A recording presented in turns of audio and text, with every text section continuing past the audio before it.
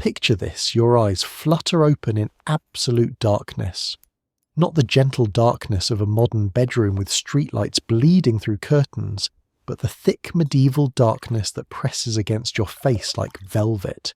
Your breath, and this is the part that would genuinely break you, comes out in visible clouds. Inside your bedchamber, inside the royal castle. You're a queen draped in ermine and entitlement, and there is frost forming on the interior wall 3 feet from your canopied bed. The year is 1320 something. You've survived the night, which is itself a minor victory. The stone walls of your chamber, those magnificent 3-foot thick barriers that protect you from arrows and invaders, have become your enemy. They've been absorbing the winter cold for months, holding it like a grudge, and now they radiate it back at you with the efficiency of a medieval refrigerator. The tapestries help somewhat. Those massive woven scenes of unicorns and biblical tales aren't just decoration. They're your only insulation, creating a thin buffer of dead air between you and the stone's revenge. But on a February morning in Northern Europe, they might as well be paper. So, before you get comfortable, take a moment to like the video and subscribe, but only if you genuinely enjoy what I do here. I'm not going to beg, but I will say that understanding why medieval queens lived in gilded misery takes us to some fascinating places. While you're here, drop a comment telling me where you're watching from and what time it is in your corner of the world. I'm always curious whether you're starting your day, or more likely trying to end it with something to ease you into sleep. Now dim the lights, maybe turn on a fan for that soft background hum, and let's ease into tonight's journey together. You shift under the blankets, and there are many blankets. Wool, fur, more wool, linen sheets beneath you, though sheets is generous. They're more like large rectangles of fabric that tangle around your legs. The mattress itself is a linen tick stuffed with straw feathers if you're lucky, and it's been compressed over months into an uneven landscape of lumps. You've probably got a bolster, a long cylindrical pillow wedged under your neck, and maybe if you're a particularly pampered queen, a smaller down pillow for your head. But here's what really gets you. You haven't been alone. You've never been alone. 2, maybe 3 ladies in waiting have been sleeping in your chamber all night. 1 on a trundle bed that slides under yours. 2 more on pallets, basically fancy sleeping mats near the door. They've been breathing the same cold air, listening to your dreams, monitoring your coughs. Privacy, that thing you've taken for granted your entire modern life, evaporated the moment you accepted the crown. Even your unconscious hours are observed. The first lady in waiting stirs. You hear the rustle of fabric, the creak of wood. She's been waiting for any sign that you're awake because her entire day hinges on your schedule.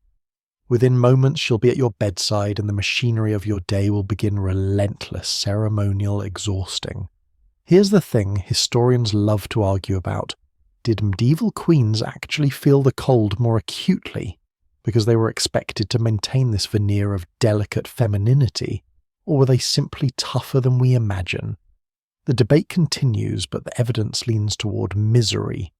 Contemporary accounts describe queens wrapping themselves in fur-lined cloaks indoors, positioning themselves as close to braziers as decency allowed, and yes, sometimes weeping from the sheer relentlessness of the cold. You might think, but wait, couldn't they just build bigger fires, light more candles? Sweet summer child, fire is expensive. Candles are ridiculously expensive. We're talking beeswax candles for the queen, tallow for everyone else, and even your privileged beeswax ones smell like a church and cost about the same as a peasant's monthly wages. Each one.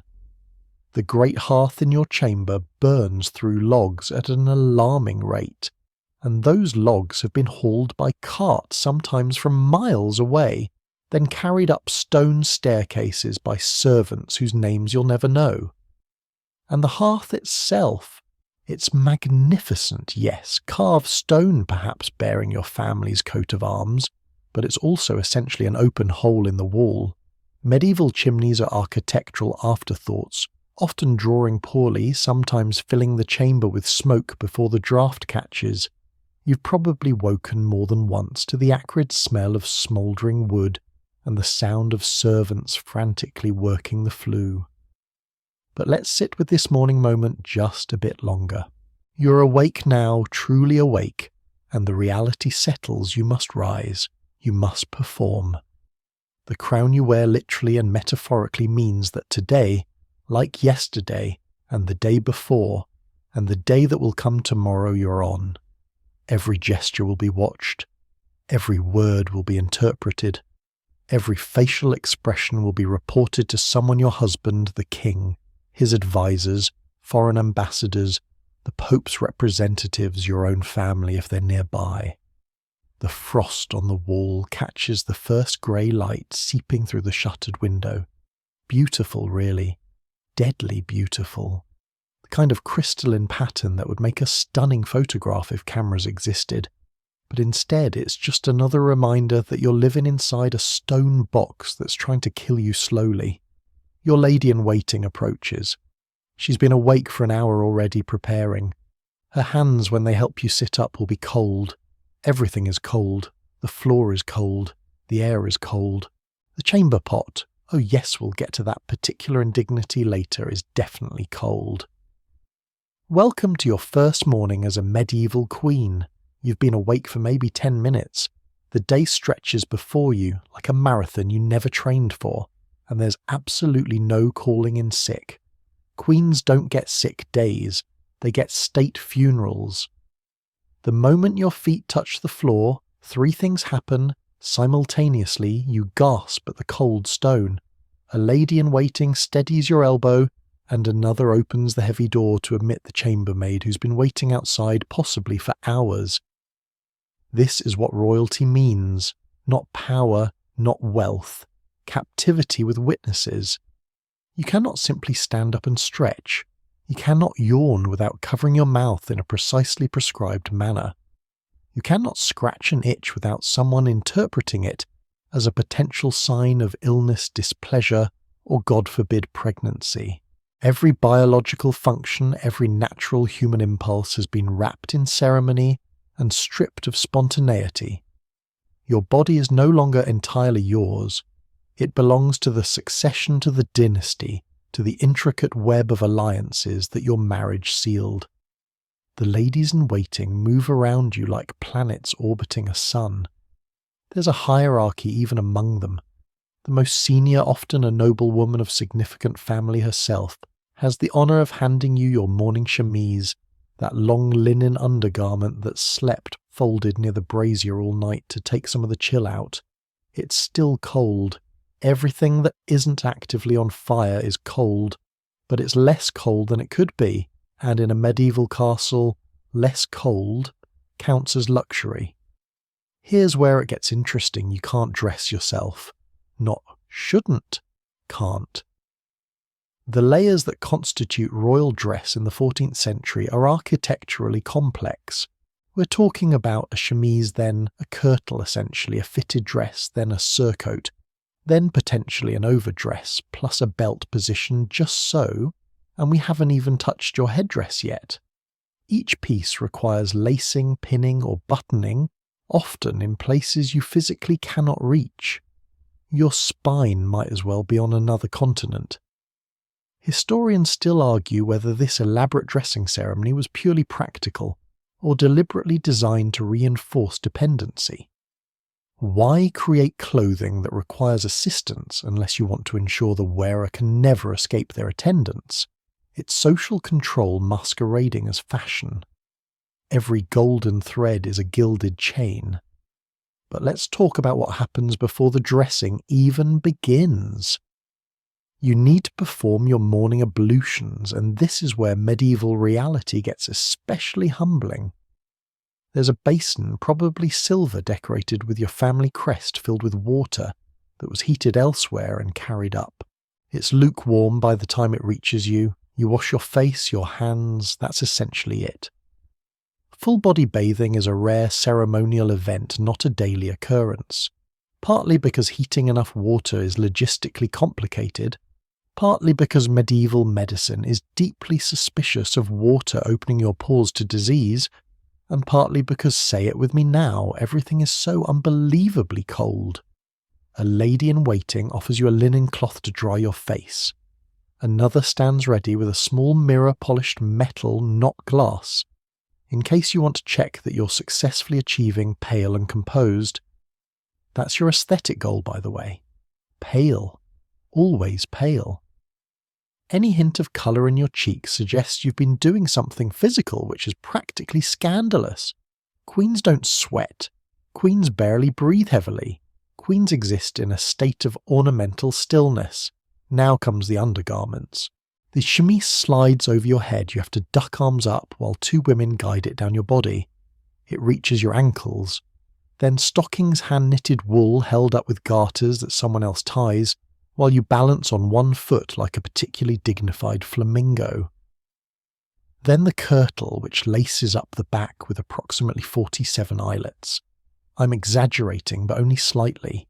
Each lace must be pulled evenly tightened progressively, while you suck in your breath and try not to resent the fact that you can't even put on a dress without a support team.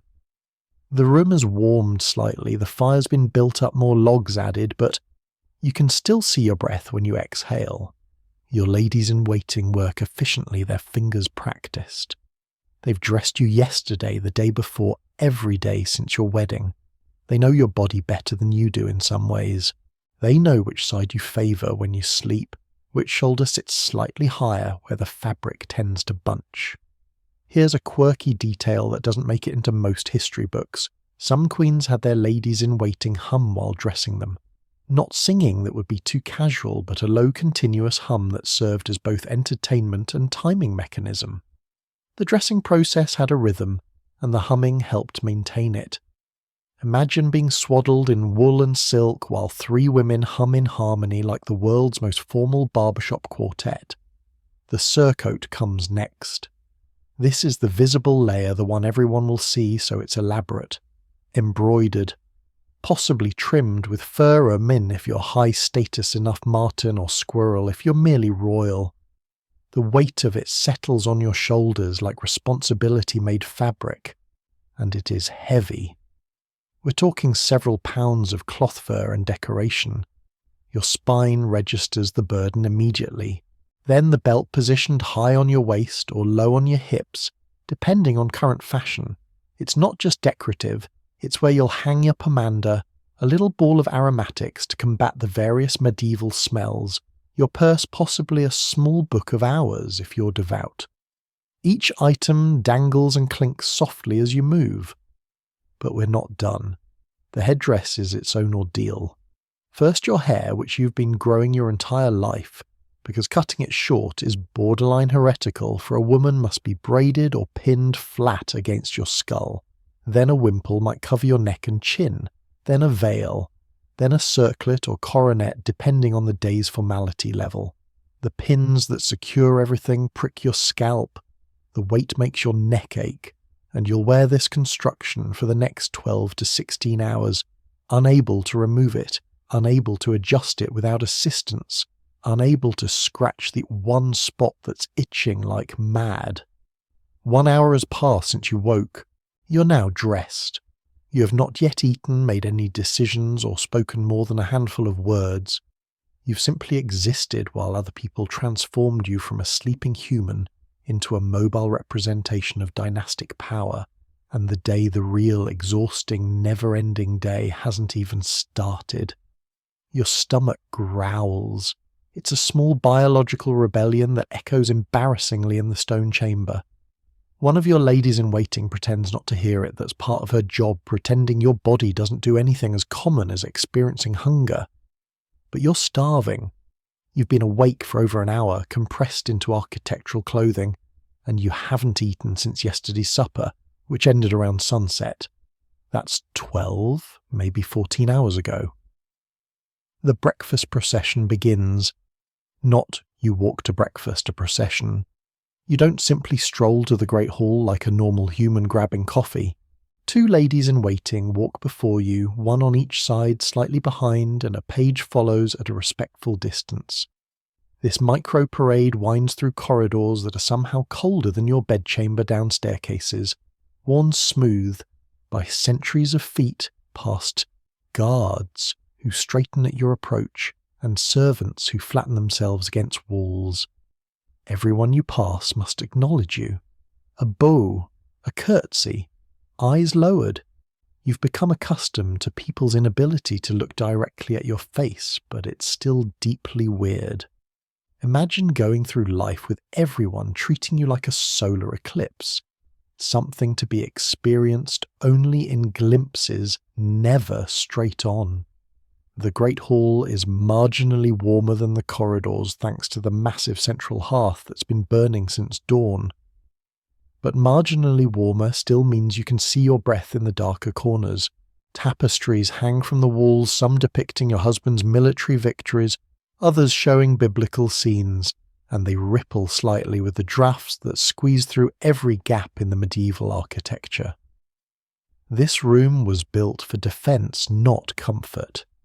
The arrow-slit windows let in light and freezing air in equal measure. Your chair waits at the high table elevated on a dais, so everyone in the hall can watch you eat. Because of course they can. Privacy ended when you accepted the crown. Remember, the chair itself is carved oak, probably with your family's heraldry, worked into the back, and there's a cushion, bless that cushion, because sitting on bare wood for an hour would be torture. But here's where breakfast gets genuinely dangerous. You cannot simply eat what's placed before you. Every dish must be tasted first. A servant, usually a young man from a respectable family, because poison tasting carries a certain prestige, even as it carries significant risk samples each item before it reaches your lips. He takes a small bite, chews, swallows, then waits. Everyone waits. 30 seconds. A minute. Long enough for fast-acting poisons to reveal themselves. Historians still argue whether poisoning was as common as medieval paranoia suggested, but the precaution was universal among royalty. Every single bite tasted first, which means your food is never hot. By the time it's been prepared in the kitchens, which are in a separate building to prevent fires from spreading to the main castle, carried to the hall, placed before you, sampled and approved, it's lukewarm at best. Cold more often. So what's for breakfast? Forget your modern notions of cheerful morning meals. You're getting bread thick. Dark bread that's at least a day old, because fresh bread is considered dangerously humid for your constitution. There's ale. Always ale. Water is suspect, milk is for children and invalids. So you drink ale with breakfast ale, with dinner ale, with supper. It's weak ale mercifully, but you'll consume several pints today whether you want to or not. If you're fortunate, there's pottage, a thick porridge-like concoction of grains and vegetables. It's been simmering since before dawn, and it's fine, filling. The medieval equivalent of oatmeal, except it might contain barley peas, leeks, and herbs you can't quite identify. Salt for flavour if the castle supply is good. Pepper if you're exceptionally wealthy, because pepper costs approximately the same as actual gold per ounce. Some castles serve fish for breakfast, especially during Lent or on fast days, and there are a lot of fast days. The church has opinions about meat consumption that border on obsessive. Fish, however, is always acceptable, so you might face a small dried herring cold and stiff staring at you with one reproachful eye. You eat it anyway. Queens don't complain about breakfast. Here's a detail that charms me. Some noble households kept specific breakfast customs that bordered on superstition. Bread had to be broken, never cut with a knife, because cutting symbolized division. Ale had to be poured with the right hand. The first bite had to be swallowed before speaking, lest words and food become confused in your humours. Medieval medicine believed your body contained 4 humours: blood phlegm, yellow bile, black bile, and literally everything you consumed affected their balance. Breakfast wasn't just nutrition, it was a medical intervention. You're eating slowly because queens don't shovel food. Each bite is deliberate, visible to the 30 or 40 people currently in the hall. Some are eating their own breakfast at lower tables. Others are simply present, watching. Servants move along the walls like shadows. A musician might be playing softly in the corner, something on a lute. Probably because trumpets are for announcements and nobody needs that energy at breakfast. Your husband, the king, may or may not be present. If he is, he's at his own chair, equally elevated, going through his own tasting ritual. You don't necessarily sit together or even acknowledge each other beyond formal courtesies. Royal marriages are political arrangements, and breakfast isn't a romantic bonding opportunity. It's a public performance of continued existence. Look, the king and queen are still alive. Still eating, still maintaining the dynasty. Carry on, everyone. Between bites you're planning. Because your brain never stops even when your mouth is occupied with cold herring. You're mentally reviewing the day's obligations, who you need to speak with, which petitions require your attention, what correspondence needs answering. You're a queen, which means you're also an administrator, diplomat, and manager of a household that employs hundreds. The bread sits heavy in your stomach. The ale makes your head slightly fuzzy. It's morning alcohol and you're not entirely used to it, but complaining would suggest weakness. You dab your mouth with a linen napkin. One of your ladies-in-waiting immediately moves to take it from you because apparently you can't even hold your own dirty napkin. Breakfast is finished. You've consumed maybe 400 calories of cold, bland food, while dozens of people watched. The taster didn't die, so that's good news. Your corset, because yes, medieval fashion includes proto-corsets, digs into your ribs as you stand. The day has barely begun. You've been awake for perhaps 2 hours and already you need to change clothes. Not because the ones you're wearing are dirty, cleanliness is a flexible concept in 1320, but because breakfast attire is apparently insufficient for morning audiences. Queens don't simply wear one outfit per day. Oh no.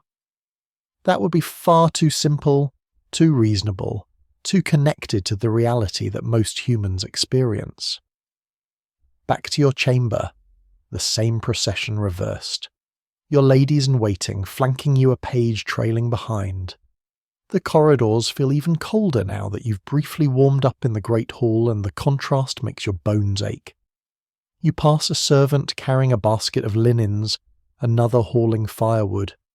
They press against the stone walls, eyes down, as you glide past like a ghost in expensive fabric. Once inside your chamber, the dismantling begins. Everything that took an hour to construct must now come apart. The headdress. First, those pins are removed one by one and you feel each extraction like a tiny liberation. Your hair compressed and confined throbs slightly as it's released. The circlet is placed carefully on a cushion. The veil is folded. The wimple, which has been chafing your neck this entire time, is finally unwound. Then the surcoat, unlaced, lifted over your head while you raise your arms like a child. The weight of it leaving your shoulders is genuinely relieving. It's been pressing on you like armour, which symbolically is exactly what it is. Social armour, political armour, the armour of appearance and expectation. The kirtle is next. Someone works the laces at your back while you stand there, a mannequin in human form. Try not to think about how you cannot undress yourself. Cannot. Physically cannot. The laces are designed to be unreachable. The fastenings positioned where your arms simply won't bend. You are architecturally dependent on other people. And this dependency is by design, not accident. Here's what historians love to debate. Was elaborate medieval dress primarily about displaying wealth? Or was it a deliberate mechanism of social control? If you can't dress or undress yourself, you can't act impulsively. You can't run away. You can't make sudden decisions. Every action requires assistance, which means every action can be observed, reported, controlled.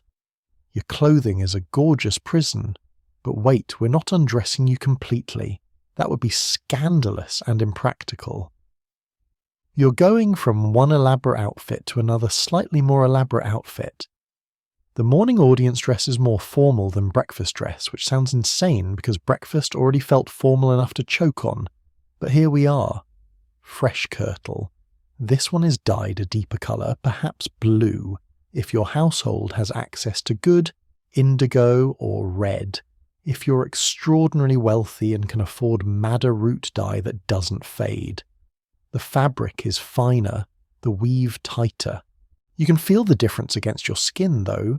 Skin is generous since you're wearing that chemise as a permanent barrier between your actual body and the world. The new surcoat is embroidered. We're talking hundreds of hours of needlework gold thread if you're lucky, silver if you're slightly less lucky, silk threads in intricate patterns depicting what flowers biblical scenes. Your family's coat of arms, all of the above probably.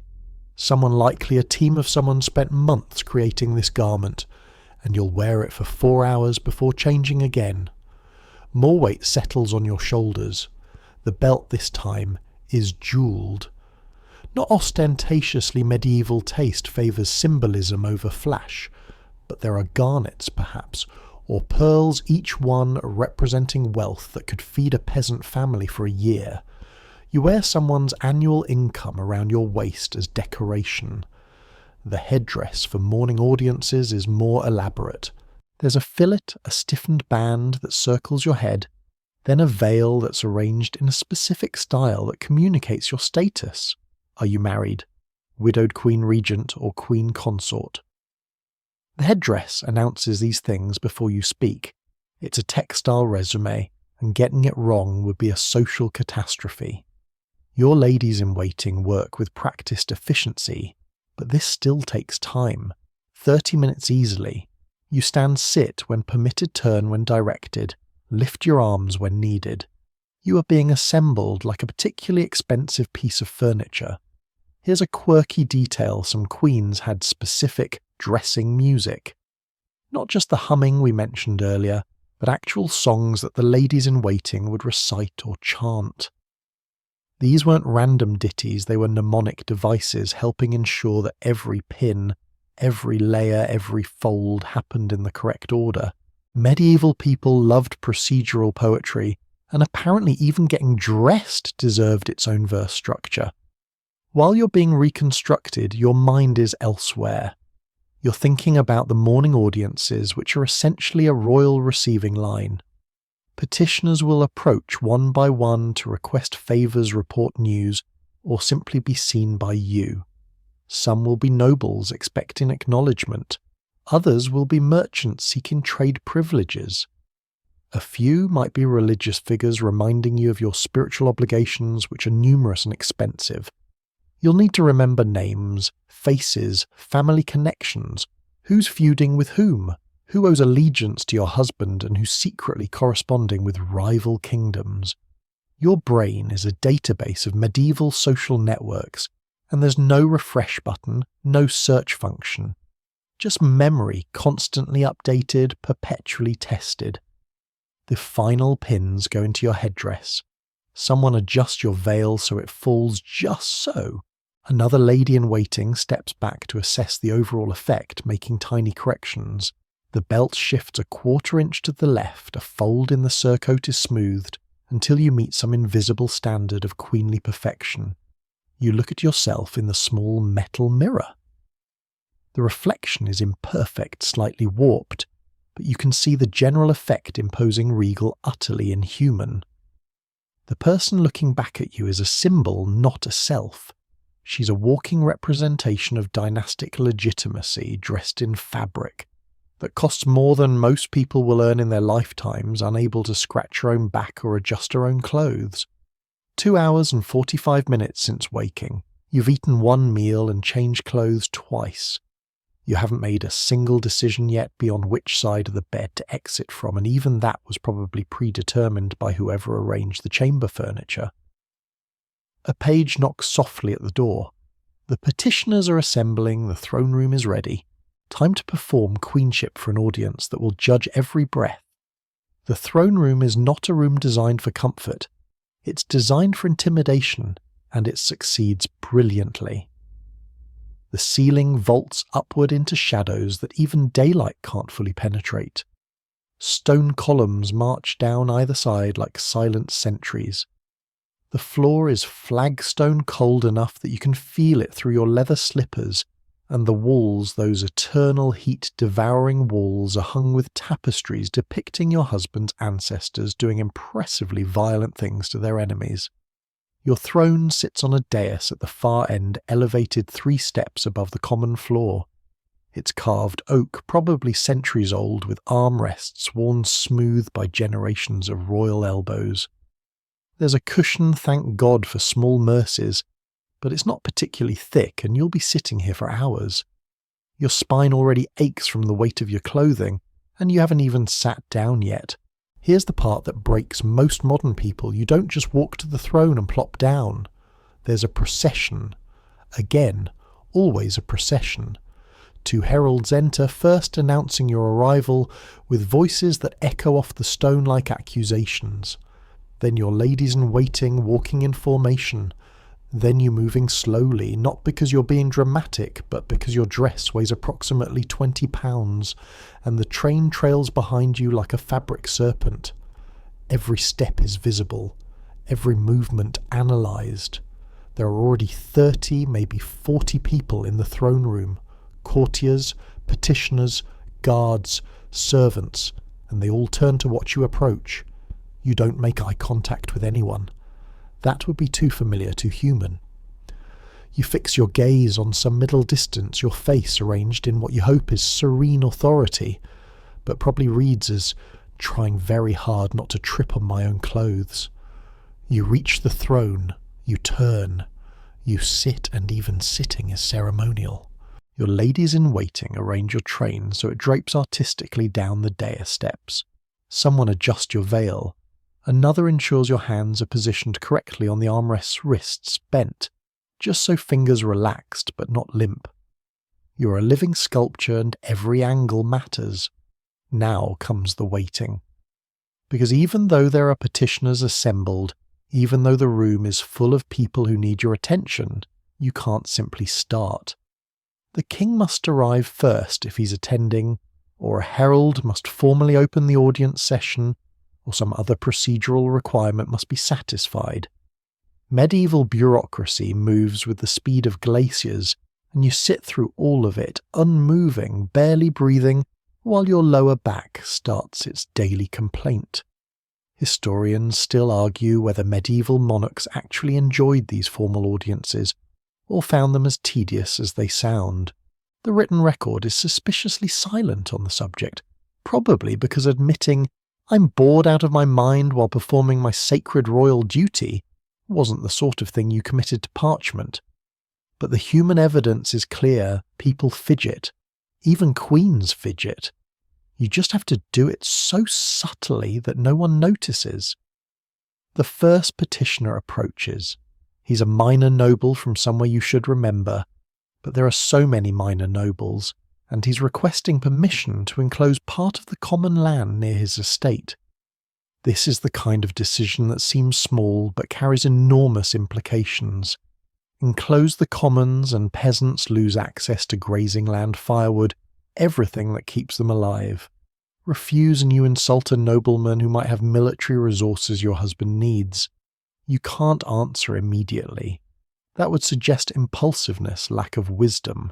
You must appear to consider, even though you've probably already decided based on information your advisors provided yesterday. So you sit. You tilt your head slightly, which is the physical manifestation of thoughtful consideration. You might ask a question, something that demonstrates you understand the complexity, and then you defer. We shall consider this matter and provide our answer presently. Translation: I'm kicking this decision upstairs to my husband and his council, because giving you an actual answer right now is politically dangerous. The petitioner bows. He backs away. You never turn your back on royalty, and the next one approaches. It's a merchant seeking trading privileges. then a church official reporting on cathedral construction, then someone's widow requesting support for her children, then a foreign ambassador delivering a letter from his king. Each person requires your attention, your judgment, your performance of wisdom and authority. Your face must remain neutral. Too much warmth and you're weak.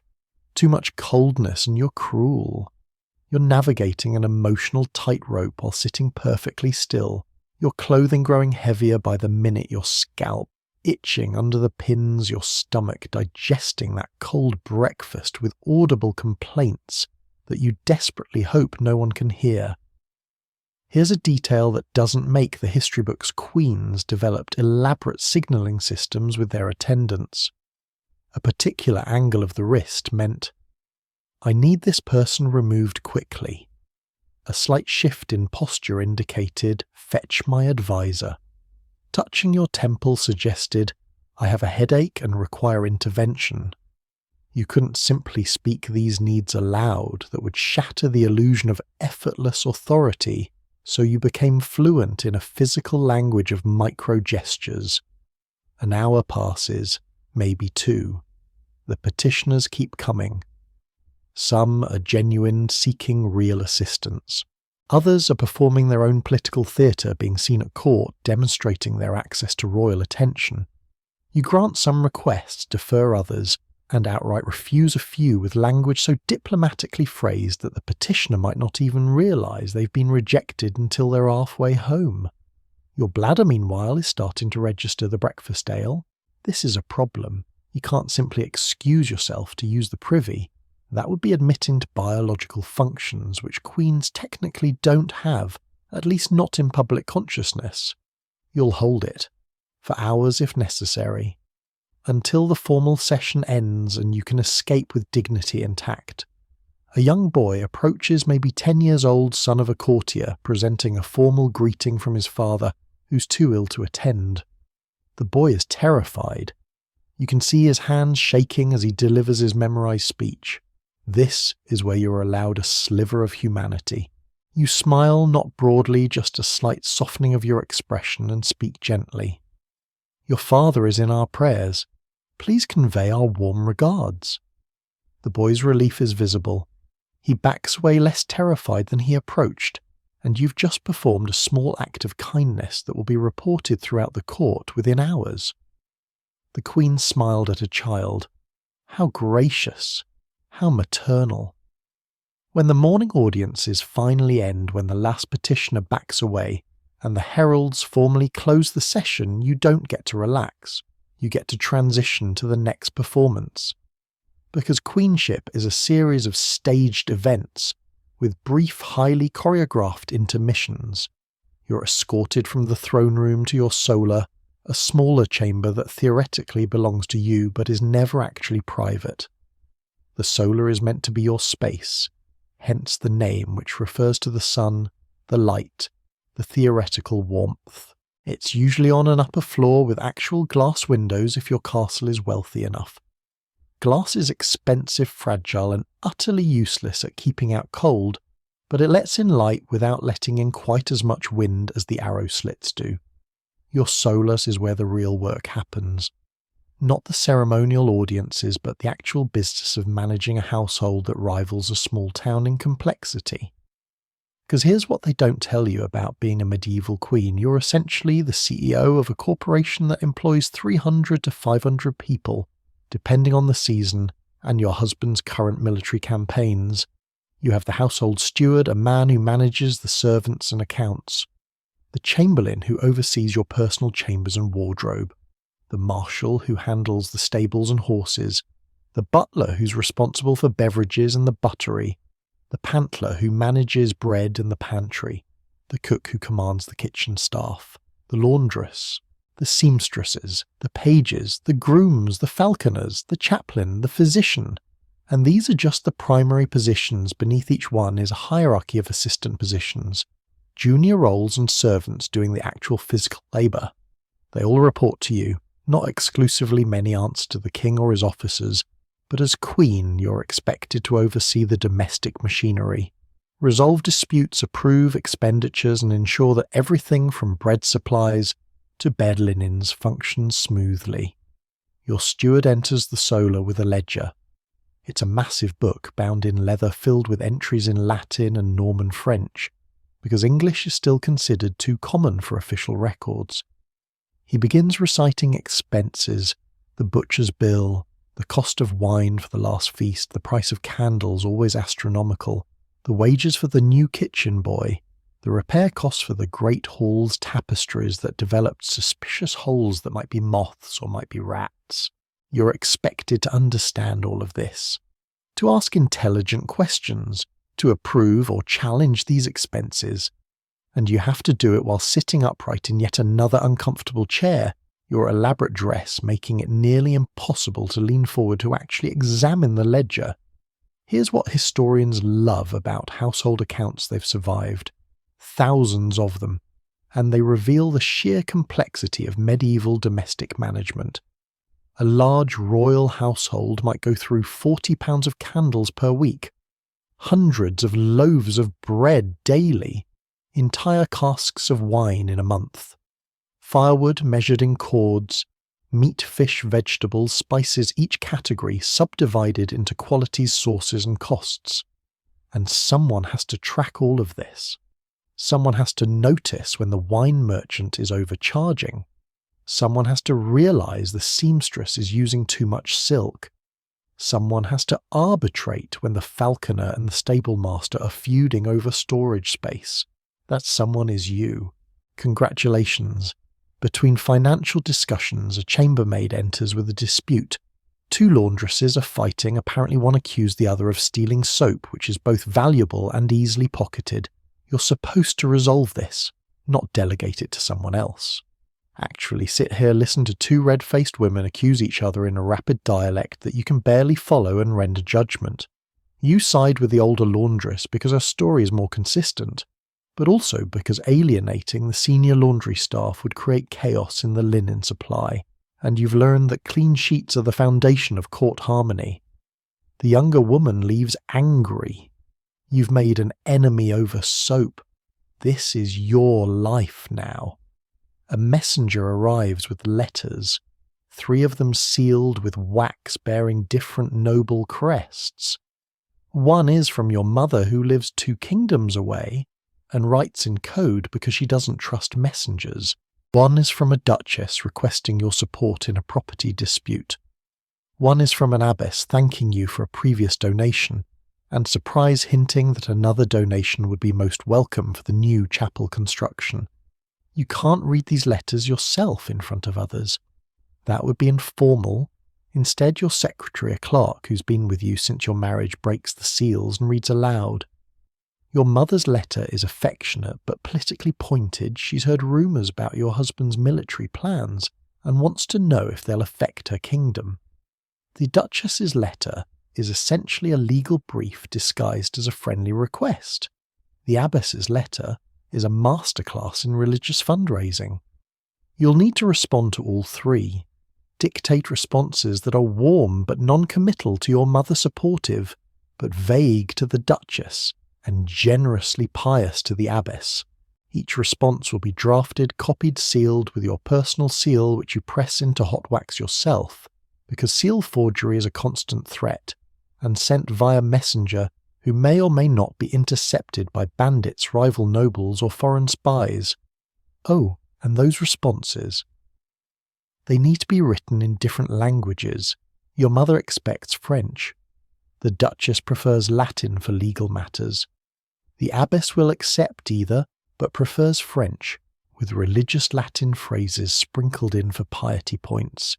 You speak all 3 languages fluently. You've been trained since childhood.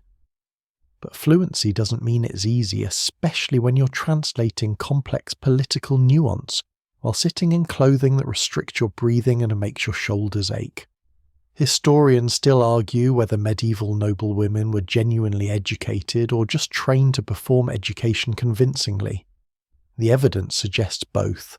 You know Latin grammar, you've read philosophy, you understand legal principles, but you've also been trained to deploy this knowledge in specific socially acceptable ways. You can quote Augustine but not too extensively. You can discuss theology but not presume to teach clergy. You can manage accounts but not appear too mercenary. A page knocks at the door. Dinner preparations are beginning. You're expected in the great hall soon for another meal, another performance, another few hours of public existence. You've been managing your household for 3 hours. You've resolved disputes, approved expenses, answered correspondence, and maintained the elaborate fiction that you do all of this effortlessly. Your bladder is screaming. Let's address the biological reality that medieval history often politely ignores. You desperately need to relieve yourself, and the process is about to be far more complicated than it has any right to be. You cannot simply excuse yourself and dash to a bathroom. First, there are no bathrooms not in the modern sense. Second, dashing is physically impossible in your current outfit. Third, and most importantly, even elimination is a semi-public affair that requires assistance coordination and a concerning lack of dignity. You signal to your most senior lady-in-waiting with the subtlest head tilt. She understands immediately this is not her first rodeo, so to speak, and the machinery of royal elimination begins. You rise from your chair in the solar, and the small procession forms 2 ladies-in-waiting yourself, and a chambermaid who's been summoned to prepare the way. You're heading to the garderobe.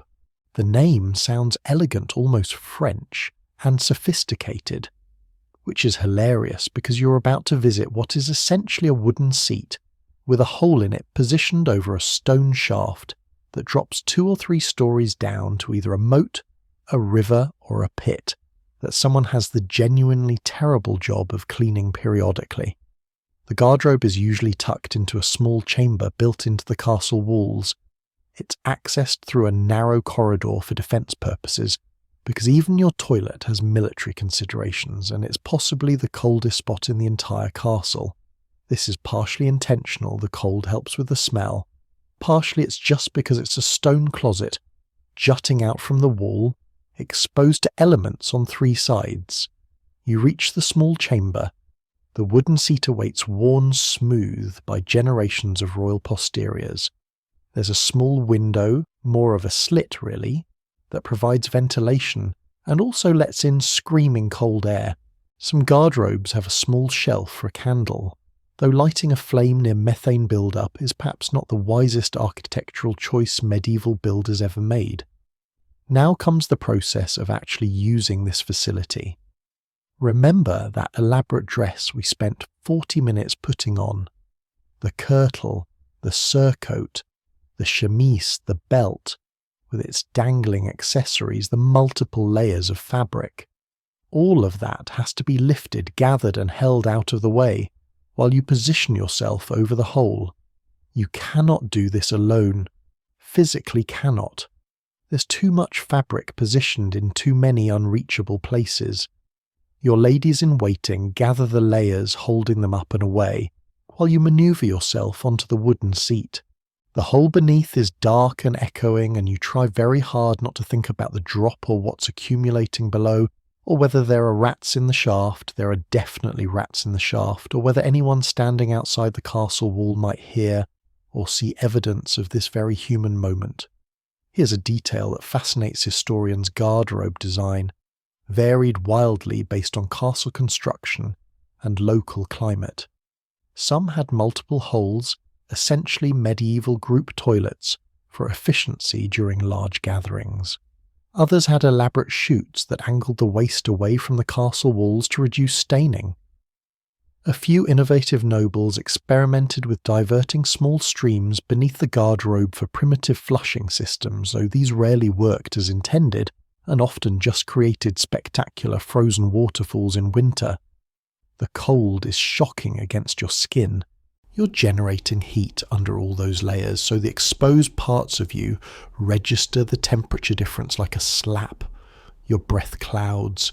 Your ladies-in-waiting, still holding your dress, maintain carefully neutral expressions, because acknowledging the indignity would somehow make it worse for everyone. You finish quickly. There's no toilet paper that's a modern luxury. Instead, there's a basket of mosswool scraps or linen rags, depending on the season and the castle's supply situation. These are used and then dropped down the shaft to join everything else in that pit some poor soul will eventually have to clean. In winter, when moss is scarce, the linen rags get washed and reused, which is exactly as grim as it sounds. Your ladies-in-waiting release the fabric layers which fall back into place with a rustling whoosh.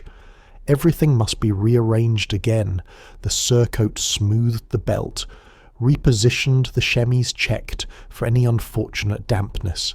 This takes several minutes. You've gone to the bathroom and it required a support team and a wardrobe consultation. Here's something the historical record reveals in property disputes and legal documents. Guardrobe maintenance was serious business. Castles employed gong farmers, the medieval euphemism for the people who cleaned out the waste pits, and they were actually paid relatively well, probably because literally no one else wanted the job. The work was typically done at night by legal requirement in many towns, and the waste was carted away for use as fertilizer. Medieval agriculture ran on human and animal waste composted together in piles that probably smelled like the apocalypse. Some nobles, particularly queens who valued whatever privacy they could scrape together, kept chamber pots in their bedchambers for nighttime use. These were usually ceramic or metal vessels, sometimes decorated because apparently even your piss pot needed to be aesthetically appropriate for your rank. These were emptied by chambermaids in the morning, and being a chambermaid meant your entire day revolved around other people's bodily functions. You exit the garderobe with as much dignity as can be mustered, which is not much, but your ladies-in-waiting maintain the fiction by behaving as though nothing unusual has occurred. This is the unspoken agreement that makes court life tolerable. Everyone pretends that bodily functions either don't exist or occur with such grace and discretion that they're essentially invisible. The corridor back to the main castle seems even longer now. Your body feels lighter. Relief will do that, but your mind is already cataloguing the next obligations. Dinner is approaching, which means another ceremonial meal, more cold food, more public chewing, more sitting upright, while your corset crushes your organs and your headdress gives you a tension headache. Historians still argue whether medieval people genuinely felt less embarrassed about elimination than modern people, or whether they were simply better at hiding their discomfort. The evidence is mixed. Jokes about farting and defecation appear frequently in medieval literature. Chaucer loved a good bathroom joke, suggesting a certain casual acceptance. But the elaborate privacy measures among the nobility-curtained garderobes, designated time-strict protocols suggest that shame existed. It just manifested differently. You return to your solar briefly before dinner. A lady-in-waiting offers you a basin to wash your hands, cold water again, always cold, and a linen cloth. You're clean, you're reassembled, you're ready to perform being queen for another few hours. 10 minutes have passed. You urinated with an audience. This is your life now.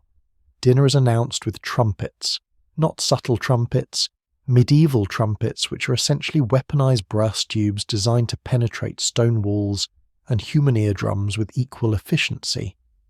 The sound echoes through corridors announcing to everyone in the castle and probably several neighbouring villages that the royal household is about to eat.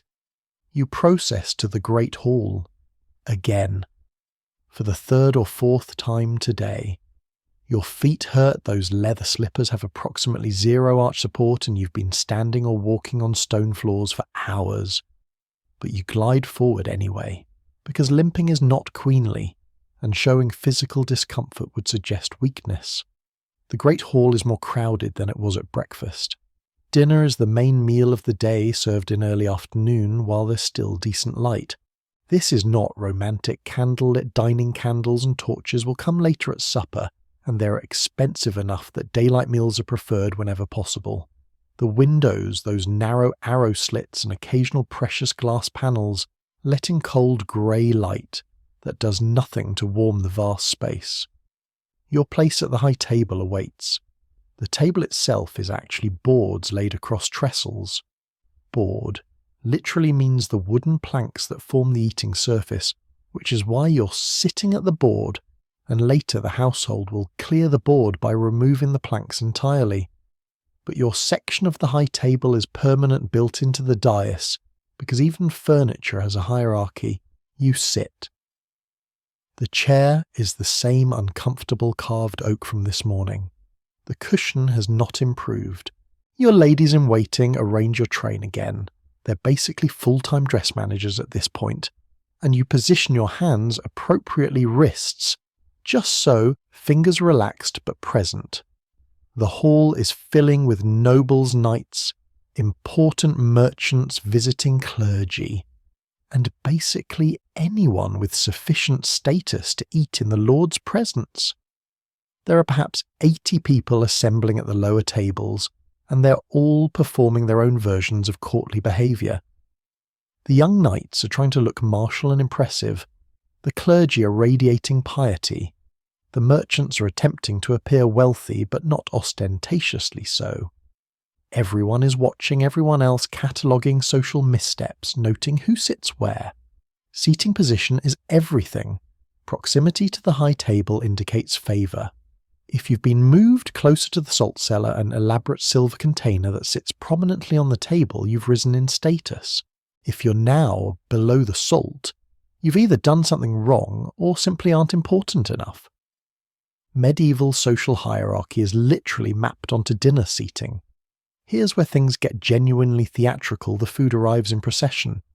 Servants carry dishes from the kitchen, which remember is in a separate building in a choreographed parade. Musicians play. The head cook might even accompany particularly impressive dishes, presenting them with the gravity usually reserved for religious relics. A roasted swan reconstructed with its feathers and presented as though it's merely sleeping gets carried in on a massive platter while someone plays a lute and everyone applauds. But you can't eat yet. First, the blessing. A chaplain stands and delivers a lengthy prayer in Latin, thanking God for the bounty, praising the king and queen for their piety, and possibly working in some pointed reminders about charity and virtue. This takes several minutes while everyone stands with heads bowed and the food slowly congeals. Then the tasting, again. Every dish that will be placed before you must be sampled first. The taster does his job with visible nervousness. Poison paranoia is a daily reality, not a dramatic flourish, and everyone waits. 30 seconds, a minute. The taster doesn't collapse so the meal can proceed. Now you can eat, but eating is its own performance. You're using a knife, your personal knife, which you carried to the table, because cutlery isn't provided by the household. Everyone carries their own knife. Forks don't exist in Northern Europe in 1320. They're an Italian innovation that won't catch on here for another century.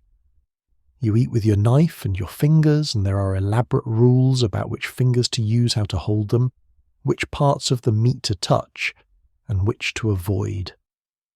The trencher before you is a thick slice of stale bread serving as an edible plate. Food is piled onto it, slices of roasted meat, vegetables, and sauce chunks of fish if it's a fast day. The trencher absorbs juices and gravies, and by the end of the meal it's a soggy, flavourful mess. Nobles usually don't eat their trenchers. They're given to the poor as alms, which sounds generous until you realise you're giving people your gravy-soaked bread scraps and calling it charity. The meat is mutton, or venison, or pork. Possibly all three arranged on platters, with the hierarchy built in the choicest cuts toward the high table, the tougher pieces further away. It's been roasted on spits in the kitchen's massive hearth, seasoned with salt pepper if you're lucky, and herbs that grow in the castle garden. It's not hot, it's barely warm. By the time it travelled from kitchen to hall, got presented ceremonially and was taste tested, it's achieved that sad temperature between room temperature and this used to be food. Historians still argue whether medieval people actually enjoyed their food or simply consumed it as biological necessity. The spice trade suggests they pursued flavour, pepper, cinnamon, cloves, ginger, all outrageously expensive, and used liberally by those who could afford them. But the preparation methods often seem designed to eliminate flavour over roasting heavy sauces that mask the original taste and a deep suspicion of anything fresh or raw, which medieval medicine considered dangerous to the digestion. You take small bites, chew thoroughly, dab your mouth with your napkin frequently. This is not efficient eating, it's performative eating. You're demonstrating refinement, self-control, and the ability to consume food without appearing hungry, which would be vulgar. Queens don't have appetites. They graciously accept sustenance. The wine is poured. Not by just anyone, by the butler himself at the high table, because even beverage service has a hierarchy. The wine is cut with water because drinking it straight would be considered excessive and vaguely barbaric. It's red, probably from French vineyards if your court has good trade connections, and it's fine. Medieval wine is not sophisticated. It's acidic, sometimes slightly vinegary, and it's served at whatever temperature the cellar maintains, which in November is slightly less cold than outside, but still pretty cold. Between courses, because yes, there are multiple courses, each one an endurance test, you're expected to make conversation. Not casual chatter, strategic conversation. Every word you speak at the high table will be repeated, analysed, and possibly weaponized by sunset. The nobleman to your left is discussing falconry with barely concealed desperation to engage your attention. He's brought a new hawk to the castle, a peregrine supposedly descended from exceptional breeding stock, and he's hinting very unsubtly that gifting it to you would honour his house. This is how medieval politics works. Nothing is given freely, everything is transaction disguised as generosity. You must navigate this carefully, accept too enthusiastically, and you owe him a favour. Refuse too coldly, and you insult his house. So you do what queens do, you express polite interest, compliment his obvious expertise and defer any actual decision by suggesting that your falconer should examine the bird first. Everyone leaves satisfied. Nothing is promised. The social machinery continues functioning. To your right, a visiting abbess wants to discuss the new chapel construction. Specifically, she wants to discuss your contribution to the new chapel construction. The church has perfected the art of pious fundraising. Every conversation somehow circles back to how a generous donation would secure your soul's position in the afterlife. You're already donating. You're always donating. Medieval queenship includes substantial religious obligations and most of your income which comes from your dower lands. Properties assigned to you at marriage is parcelled out to churches, monasteries, hospitals and various holy enterprises. You promise to review her proposal. This is queen speak for, I'll have someone else deal with this later. The abbess looks satisfied. She's planted the seed. She'll follow up with letters, then more visits, then subtle reminders through your confessor, until eventually you'll authorise whatever donation keeps her quiet. Here's what historians love to debate. How much actual power did medieval queens have? The answer is complicated and depends entirely on who's asking. In theory, you're subordinate to your husband in all things. In practice, you control enormous resources, extensive patronage networks, and direct access to the king's ear in private moments. You can't command armies or make laws, but you can suggest influence and manipulate the people who do. Your power is soft power. It works through relationships, obligations, and the careful cultivation of a dependence. When you grant a favour, you create a debtor. When you mediate a dispute, both parties owe you. When you recommend someone for a position, you've invested in their loyalty. You're building an invisible web of allegiance, and it's exhausting. The next course arrives a peacock roasted and then reconstructed with its iridescent tail feathers fanned out dramatically. It's absurd, it's wasteful, the meat will be dry and gamey because peacock is genuinely terrible eating. but it's impressive, which is the entire point. Medieval dining is theatre, and this peacock is a prop designed to communicate wealth's sophistication and the household's ability to command exotic resources. Everyone applauds politely. The peacock is carved. This requires skill because you're essentially dismantling a meat sculpture, and portions are distributed according to rank. You receive a symbolic sliver because you're not expected to actually eat it. Lower tables get larger portions because they're actually hungry and less concerned about whether their food was recently decorative. Between the peacock and the next course, there's entertainment. A juggler performs in the cleared space before the high table. He's good 3 balls, then 4, then flaming torches that trace arcs through the smoky air. Everyone watches with the kind of polite attention that suggests they've seen this exact performance dozens of times, which they probably have. Medieval entertainment options are limited, and jesters, musicians, and acrobats circulate through noble households like a touring company stuck in an eternal loop. You applaud at the appropriate moment, not too enthusiastically that would be undignified, but enough to show appreciation. The juggler bows so deeply his forehead nearly touches the floor, backs away, and is replaced by a musician with a lute who begins a lengthy ballad about your husband's military victories.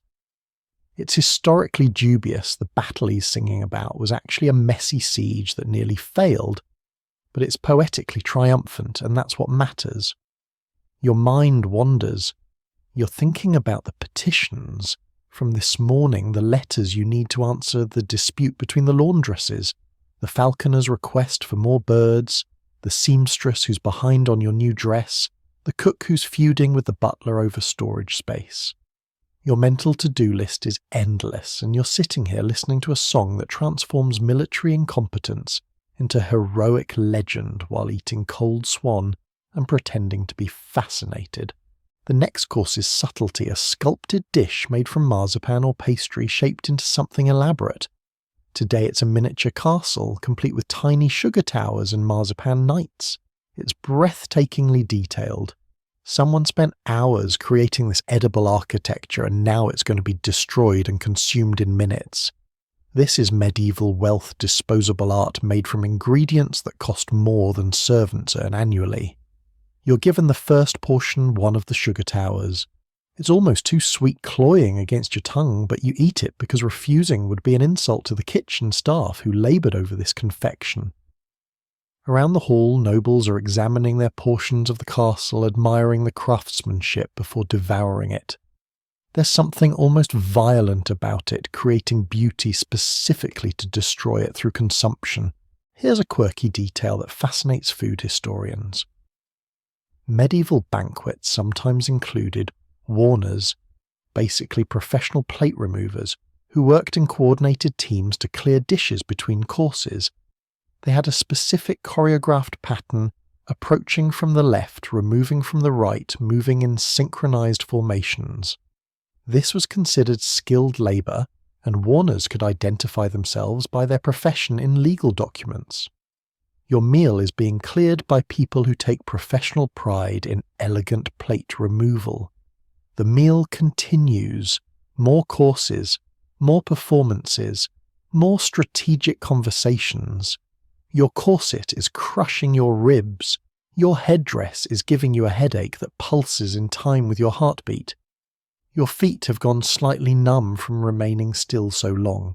But you sit, smile, speak when appropriate, and maintain the illusion that you're effortlessly regal rather than slowly dying inside an expensive dress while eating cold bird at a stone table in a freezing hall.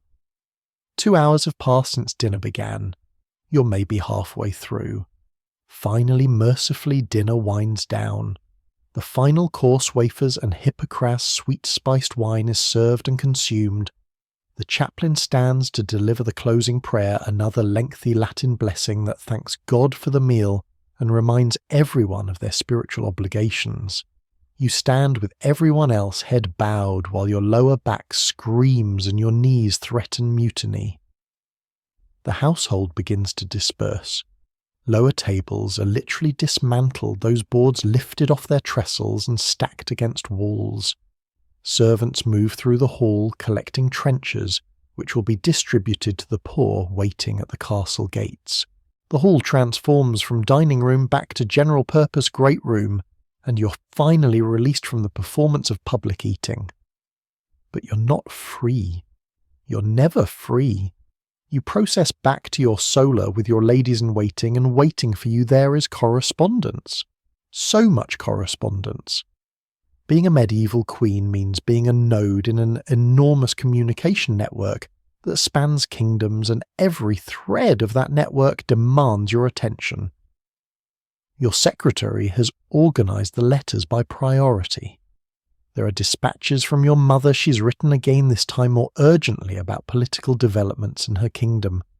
There's a letter from your sister, newly married to a duke, asking advice on managing her household. There are formal communications from other queens maintaining the network of royal women who support, surveil and occasionally sabotage each other across Europe. Then there are the requests. So many requests. A minor noblewoman wants you to sponsor her daughter's marriage. A monastery needs funds for roof repairs. A merchant seeks your endorsement for a trade venture. A widow requests your intervention in a property dispute. Each letter represents someone who believes you have the power to help them, and they're not entirely wrong, which means you can't simply ignore them. You dictate responses. Your secretary writes in the appropriate language, French for noble correspondence, Latin for religious matters, sometimes English for particularly informal letters to people you actually trust. Each response must be carefully calibrated. Too generous and you'll be overwhelmed with requests. Too cold and you'll make enemies. You're constantly negotiating the space between accessibility and authority. Here's what the historical record reveals through thousands of surviving letters. Medieval queens were prolific correspondents. Some wrote personally. Their handwriting has been identified and analysed by paleographers. Others dictated to secretaries, but even dictation required rhetorical skill. You needed to know how to frame requests, deliver refusals, maintain relationships, and navigate the minefield of medieval politics, all through written words that might be intercepted, copied, or read aloud to hostile audiences. While you're dictating, a chambermaid enters to tend the brazier in your solar. The fire's been burning all day, but it needs fresh charcoal, and watching her work reveals another layer of medieval labour. She uses a small shovel to add coals, carefully positions them for maximum heat distribution, and adjusts the ventilation. This is skilled work. Add too much too fast and you get smoke. Too little and the fire dies. She's been trained for years to maintain fires, and her entire employment depends on keeping nobles warm enough to avoid complaint, but not so warm that fuel costs become excessive. The afternoon light is fading. It's perhaps 3 o'clock, but in November that means sunset is approaching fast. Your secretary lights candles, expensive beeswax ones for your solar, 'cause you're queen, and you get the ones that don't smell like rendered animal fat. The warm light flickers across the parchment as he writes his quill, scratching in the silence between your dictated words. You're tired. Not just physically tired, mentally exhausted. You've been performing queenship for 9 consecutive hours. You've made dozens of decisions, navigated countless social interactions, managed household crises, and maintained perfect composure through all of it. Your face hurts from holding appropriate expressions. Your voice sounds strange in your own ears from modulating it constantly to match each social context. A page knocks and enters. Your husband requests your presence in his council chamber. Not request requires, really, but it's phrased as a request because even medieval marriage maintains certain fictions. You're expected to attend when he's discussing matters that affect you directly. Your dower lands, your household expenses, your role in upcoming diplomatic events. You rise. Your ladies-in-waiting immediately move to adjust your dress, which has somehow become dishevelled just from sitting still. One smooths the surcoat, another repositions your belt, a third checks your headdress for any pins that have worked loose. You're reassembled and ready for the next performance. The walk to the council chamber takes you through corridors that are noticeably darker now. Servants are lighting torches in wall sconces, and the flickering firelight creates dancing shadows that make the stone walls seem alive, breathing with the draughts. You pass guards who straighten at your approach, servants who flatten against walls, and the ever-present cold that seeps through every gap and crack. The council chamber is smaller than the throne room, warmer thanks to a large hearth and filled with men. Your husband's advisors, the chancellor, the treasurer, the marshal, various nobles whose lands and military resources make their opinions valuable, and a bishop because the church always has representation in important discussions. They stand when you enter. You acknowledge them with a slight nod, not too familiar, not too cold, and take the seat that's been prepared for you. It's positioned slightly behind and to the right of your husband's chair, which is exactly the kind of spatial politics that communicates everything about medieval gender hierarchy. You're present, but secondary, visible, but not central. Your opinions can be offered if requested, but you don't speak unless addressed. Historians still argue about how much influence queens actually wielded in council settings. Some were formidable political operators who dominated discussions through force of personality and strategic brilliance. Others were decorative presences required to attend but expected to remain silent. The reality probably varied wildly based on individual queens, their relationships with their husbands, and the specific political circumstances. Today's discussion is about taxes, specifically about raising taxes to fund your husband's planned military campaign next spring. The treasurer is presenting figures how much is needed, how much can reasonably be extracted from various regions which nobles will resist and which will comply. You're listening carefully because some of those regions include your dower lands, and raising taxes there affects your income directly. You say nothing yet. You're gathering information, watching how the various nobles react, noting who seems resistant and who seems supportive. This is intelligence gathering disguised as wifely attendance. The council session will last hours. Your day is nowhere near finished. The council discussion drones on. Tax rates, military logistics, supply chain problems for the upcoming campaign. It's simultaneously important and mind-numbing. The treasurer is explaining grain requisitions with the enthusiasm of someone who genuinely loves spreadsheets. Except spreadsheets won't be invented for another 600 years, so he's working from rolled parchments, covered in columns of Roman numerals that make your eyes cross. You shift slightly in your chair, trying to relieve the pressure on your lower back. The movement is minute, barely perceptible, but one of your ladies-in-waiting standing behind you notices immediately. She adjusts your train microscopically, and you're reminded again that you cannot even fidget privately. Your husband speaks, and the room's energy shifts. Everyone leans forward, slightly attention sharpening. He's agreeing with the treasurer's proposals, but wants assurance that the northern lords will comply. There's discussion of potential resistance, veiled references to nobles who've been problematic in the past, careful political language that avoids direct accusation, while making threats absolutely clear. This is when you're supposed to contribute. Not aggressively, that would be inappropriate, but your husband glances at you, which is the signal that your input is expected. You clear your throat softly.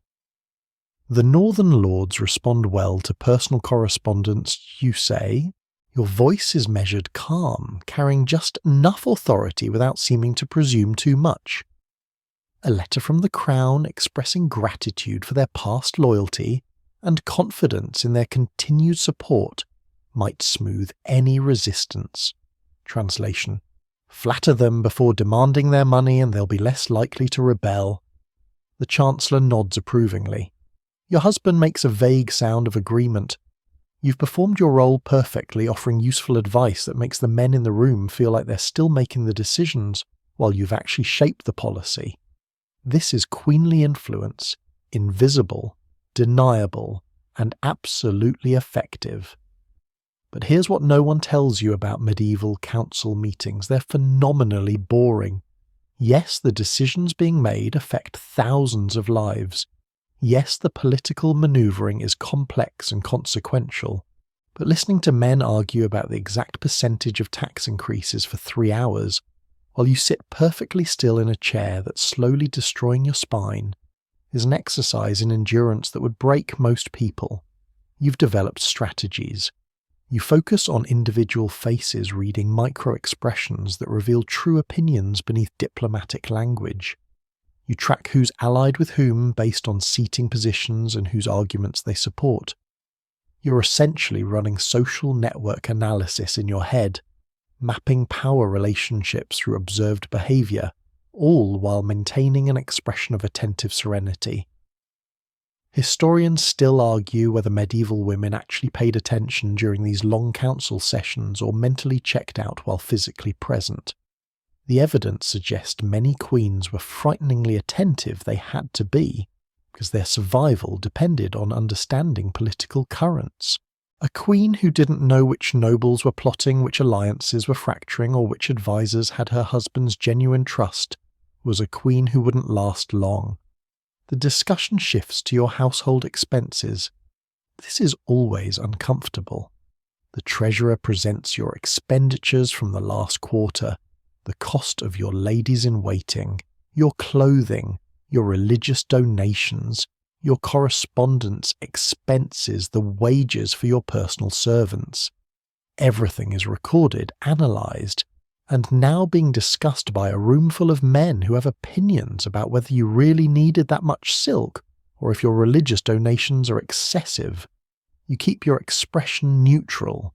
This is humiliating, having your spending scrutinised like a child's allowance. But showing irritation would be worse. Queens don't have personal budgets. They have household allocations that are subject to review, revision, and public commentary. Your financial autonomy is theoretical at best. Your husband defends some expenses, questions others. He's not being cruel, this is just standard procedure, but it's degrading nonetheless. You're a queen, but you're also essentially on a budget managed by men who can override your decisions if they deem them frivolous. You speak up once defending a particular donation to a hospital. The hospital serves veterans from previous campaigns, you note quietly. Supporting it demonstrates the Crown's commitment to those who've served. This frames your charity as political strategy rather than feminine sentiment, and the men nod approvingly. You've learned to translate compassion into language men recognise as legitimate. The meeting continues. Daylight has completely faded outside. The room is lit by candles and the hearth, creating that particular medieval atmosphere where everything seems slightly unreal, edges softened by flickering light faces half in shadow. You can smell the beeswax, the wood smoke, and underneath it the accumulated body odour of men who've been sitting in wool clothing all day. Medieval hygiene is variable. Someone brings up the issue of your expected pregnancy. Not directly, that would be too crude, but there are oblique references to ensuring the succession and the Queen's primary duty.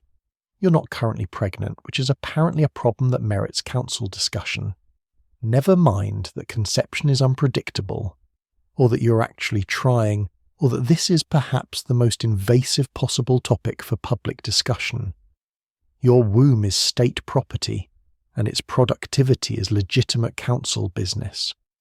You say nothing. There's nothing to say that won't make this worse. Your husband deflects the conversation. He's at least somewhat sensitive to your dignity, but the point has been made. You're being reminded that regardless of all your other responsibilities, your primary value is reproductive.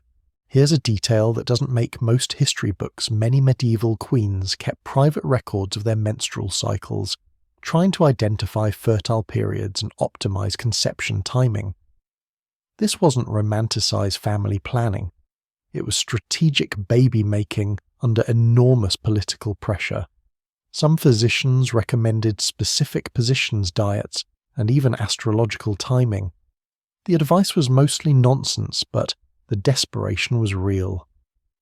The council finally mercifully concludes, "It's been nearly 3 hours. Decisions have been made, tax policies established, military plans refined.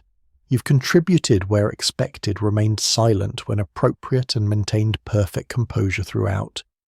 You stand, everyone stands when you do, and process out of the chamber with your ladies in waiting.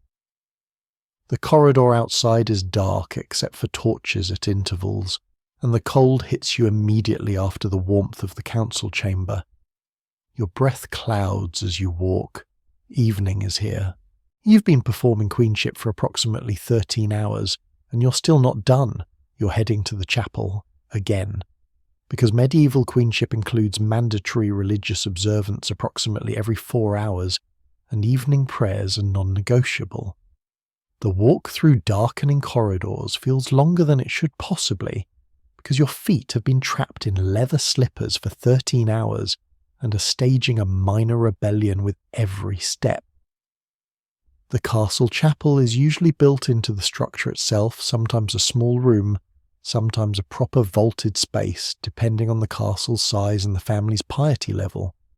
Your castle has a decent chapel, 2 stories tall with narrow windows of actual coloured glass depicting saints in various states of martyrdom. The glass was expensive enough that someone mentions the cost every time foreign visitors are given tours. The interior is cold, colder than the corridors somehow, as if holiness requires discomfort. The stone floor is unforgiving beneath your knees, which you'll be experiencing shortly, because evening prayers involve a lot of kneeling. There are a few wooden benches, but those are for the old or infirm. Everyone else kneels on bare stone, and if your knees hurt, well, that's just part of demonstrating devotion. The chaplain is already present along with a handful of particularly pious courtiers and servants who've come for evening prayers.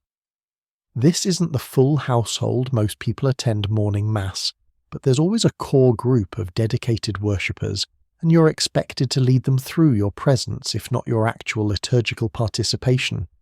You move to the front to the cushioned kneeler that's reserved for you. It's the only cushioned kneeler in the chapel, which is both a privilege and a marker that everyone can see. Look, the Queen gets a cushion while we suffer on stone. It's a small thing, but medieval social hierarchy is built from thousands of small things that accumulate into massive inequality. You kneel. Your ladies in waiting kneel behind you. The chaplain begins the service in Latin Vespers, the evening prayer service that's been performed in churches and chapels across Christendom at this exact hour for centuries. There's something genuinely beautiful about that continuity, knowing that right now from England to Jerusalem people are reciting these same prayers in the same language. But beauty doesn't make the stone softer or the prayer shorter. You're kneeling with your hands clasped, head bowed, while the chaplain works through psalms, hymns and prayers. Your knees start aching within 10 minutes. By 20 minutes, the ache has evolved into sharp pain. By 30 minutes, you're mentally negotiating with God about whether genuine piety requires this much suffering, or if a merciful deity would prefer you pray from a comfortable chair. Here's what historians find in medical records from medieval monasteries and noble households' chronic knee problems. Monks and nuns who knelt multiple times daily for decades developed what we'd now recognise as severe arthritis, bursitis and cartilage damage. Praying was literally crippling, and this was considered acceptable, even laudable. Suffering for faith was the point. The chaplain is now reciting intercessory prayers, requesting divine protection for the king, the queen, the household, the kingdom, the church, the pope, and basically everyone in descending order of importance. Your mind wanders despite your best efforts. You're thinking about tomorrow's obligations, the letter still awaiting responses, whether the northern lords will actually comply with the tax increases, and whether your feet will ever feel normal again. A cough echoes in the chapel. One of the servants kneeling in the back, is sick. You can hear it in the wet, rattling quality of the cough. This is concerning because illness spreads through castle households like fire through dry timber. Everyone shares close quarters, breathes the same air, touches the same surfaces. If one person has lung fever, 10 people will have it by next week. You make a mental note to have your chamberlain check on the sick servant. Not out of pure compassion, though you're not heartless, but out of practical management. Sick servants can't work, which disrupts the household machinery, and if they die, you need to recruit and train replacements. Medieval queenship includes a lot of coldly practical thinking disguised as concern. The service continues. More prayers are reading from scripture that you've heard dozens of times, a brief homily from the chaplain about virtue and vigilance against sin. He's particularly focused on the sin of pride tonight, which might be aimed at someone in the household who's been behaving arrogantly, or might just be his standard rotation through the 7 deadly sins. You're not sure, and you're too tired to pass the subtext. Finally, the closing prayers. The chaplain blesses everyone present, makes the sign of the cross, and releases you from this stone-floored purgatory. You stand carefully because your knees have locked, and standing too quickly might result in an ungraceful stumble, which would be observed disgust and possibly interpreted as a sign of divine disfavour. Your ladies-in-waiting rise with you. Everyone files out of the chapel in order of precedence, you first, obviously, then nobles, then servants. The hierarchy persists even in exiting a prayer service, because God apparently cares about social rank. Back to your solar. The brazier has been refreshed while you were at prayers, and the room is warmer than the chapel, though warmer is relative when you're still in a stone castle in November. One of your ladies-in-waiting offers you wine, the evening cup slightly warmed with spices meant to aid digestion and prepare you for eventual sleep. You accept it gratefully. The warm cup feels good in your cold hands. The spiced wine, Hippocras sweetened with honey and flavoured with cinnamon, ginger, and other expensive imports, tastes like luxury and coats your throat pleasantly. This is one of the few genuinely nice moments in your day, sitting in relative privacy, drinking warm wine with no immediate performance required, but the moment is brief. A page knocks and enters with a message your husband requests your presence in his chambers. This is phrased as a request, but it's not optional. This is the closest medieval queens get to marital privacy, and it's still subject to scheduling messaging, and the awareness that servants are always nearby, always listening. You set down your wine. Your ladies-in-waiting move to check your appearance. Is your headdress straight? Is your dress presentable? Do you look like a queen? Or do you look like someone who's been performing queenship for 14 exhausting hours? They make minor adjustments. You're presentable. You're always presentable, even when you're dying inside. Time to attend your husband. Another performance, another role. The day still isn't over. The walk to your husband's chambers is mercifully short. The royal apartments are adjacent, connected by a private corridor that at least spares you another public procession. But private is still relative. A guard stands at each end of the corridor. Your ladies-in-waiting accompany you to the door. Privacy in the medieval sense just means fewer witnesses, not none. You're announced by a page. Even entering your husband's room requires formal procedure, and admitted into chambers that are remarkably similar to yours. Stone walls, tapestries, a large hearth burning vigorously, because the king gets more firewood allocated than anyone else. A massive bed with curtains that can be drawn for warmth and the illusion of intimacy. And people. Always people. His body servants, a page, probably a clerk finishing some correspondence. Your husband dismisses them with a gesture. They file out, and you're finally alone with him. Except you're not really alone, because your ladies-in-waiting are just outside the door, and his servants are in the antechamber, and everyone knows exactly why you're here, and how long you stay, and whether anything significant occurs. Here's what medieval marriage means for queens. Your relationship with your husband is simultaneously intimate and completely public. The entire kingdom has a vested interest in your sex life because the succession depends on it. Whether you conceive, how often you conceive, whether you produce sons or daughters, all of this is monitored, discussed and analysed by people who have never met you, but have strong opinions about your reproductive capacity. Your husband greets you with formal courtesy that would seem absurd in a modern marriage.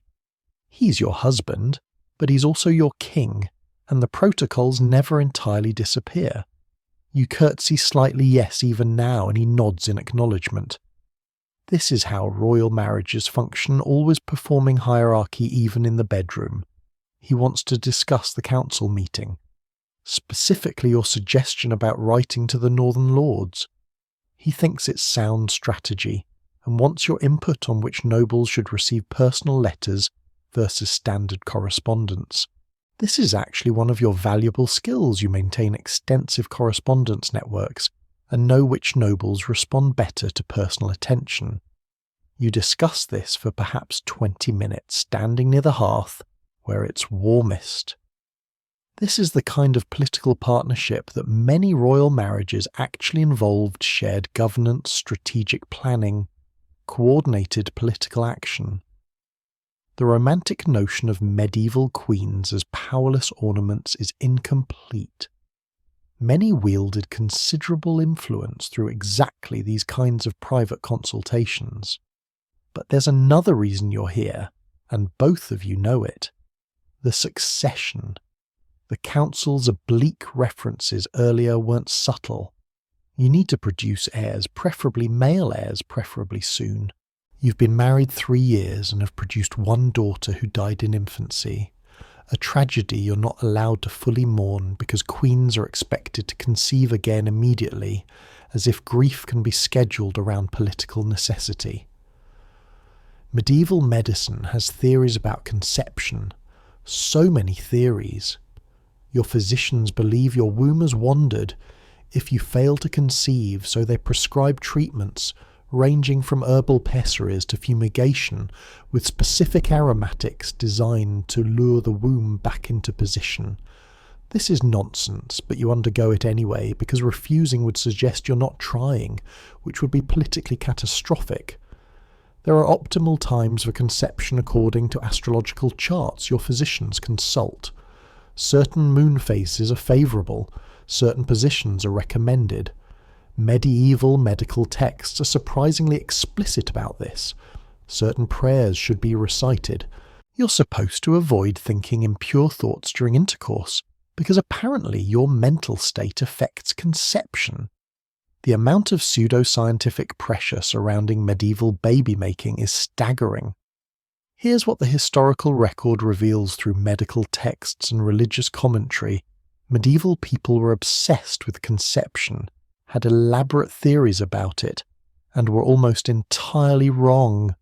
They didn't understand ovulation hormones or basic reproductive biology, but they noticed patterns, women's cycles, seasonal variations in conception rates, and built complex explanatory frameworks that attributed everything to humours, planetary influences, and divine will.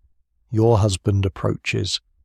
This is the moment that's simultaneously intensely private and utterly public in its implications. You're about to engage in the most intimate human act, while knowing that servants are timing your encounter in the antechamber and will report its duration to various interested parties by morning. The mechanics are what they are. Medieval sexuality is not particularly romantic. You're both wearing chemises that get rucked up rather than removed because nudity is considered somewhat scandalous, and also it's freezing. The bed is at least warm heated by warming pans filled with coals that servants passed through the sheets earlier. You're grateful for small comforts. Historians still argue about whether medieval couples experienced sexual pleasure or viewed intercourse purely as procreative duty. The evidence is mixed. Some medical texts suggest mutual pleasure aids conception and recommend techniques for female satisfaction. other religious texts emphasize duty and procreation, while viewing pleasure with suspicion. The reality probably varied enormously based on individual relationships, but the pressure to conceive certainly didn't help. The act itself is relatively brief.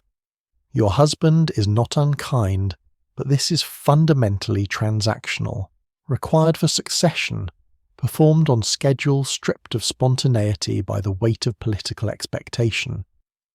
When it's finished, you lie still for the recommended time. Medical texts suggest remaining prone helps conception, while your husband rises and begins dressing. There's a peculiar loneliness to this moment.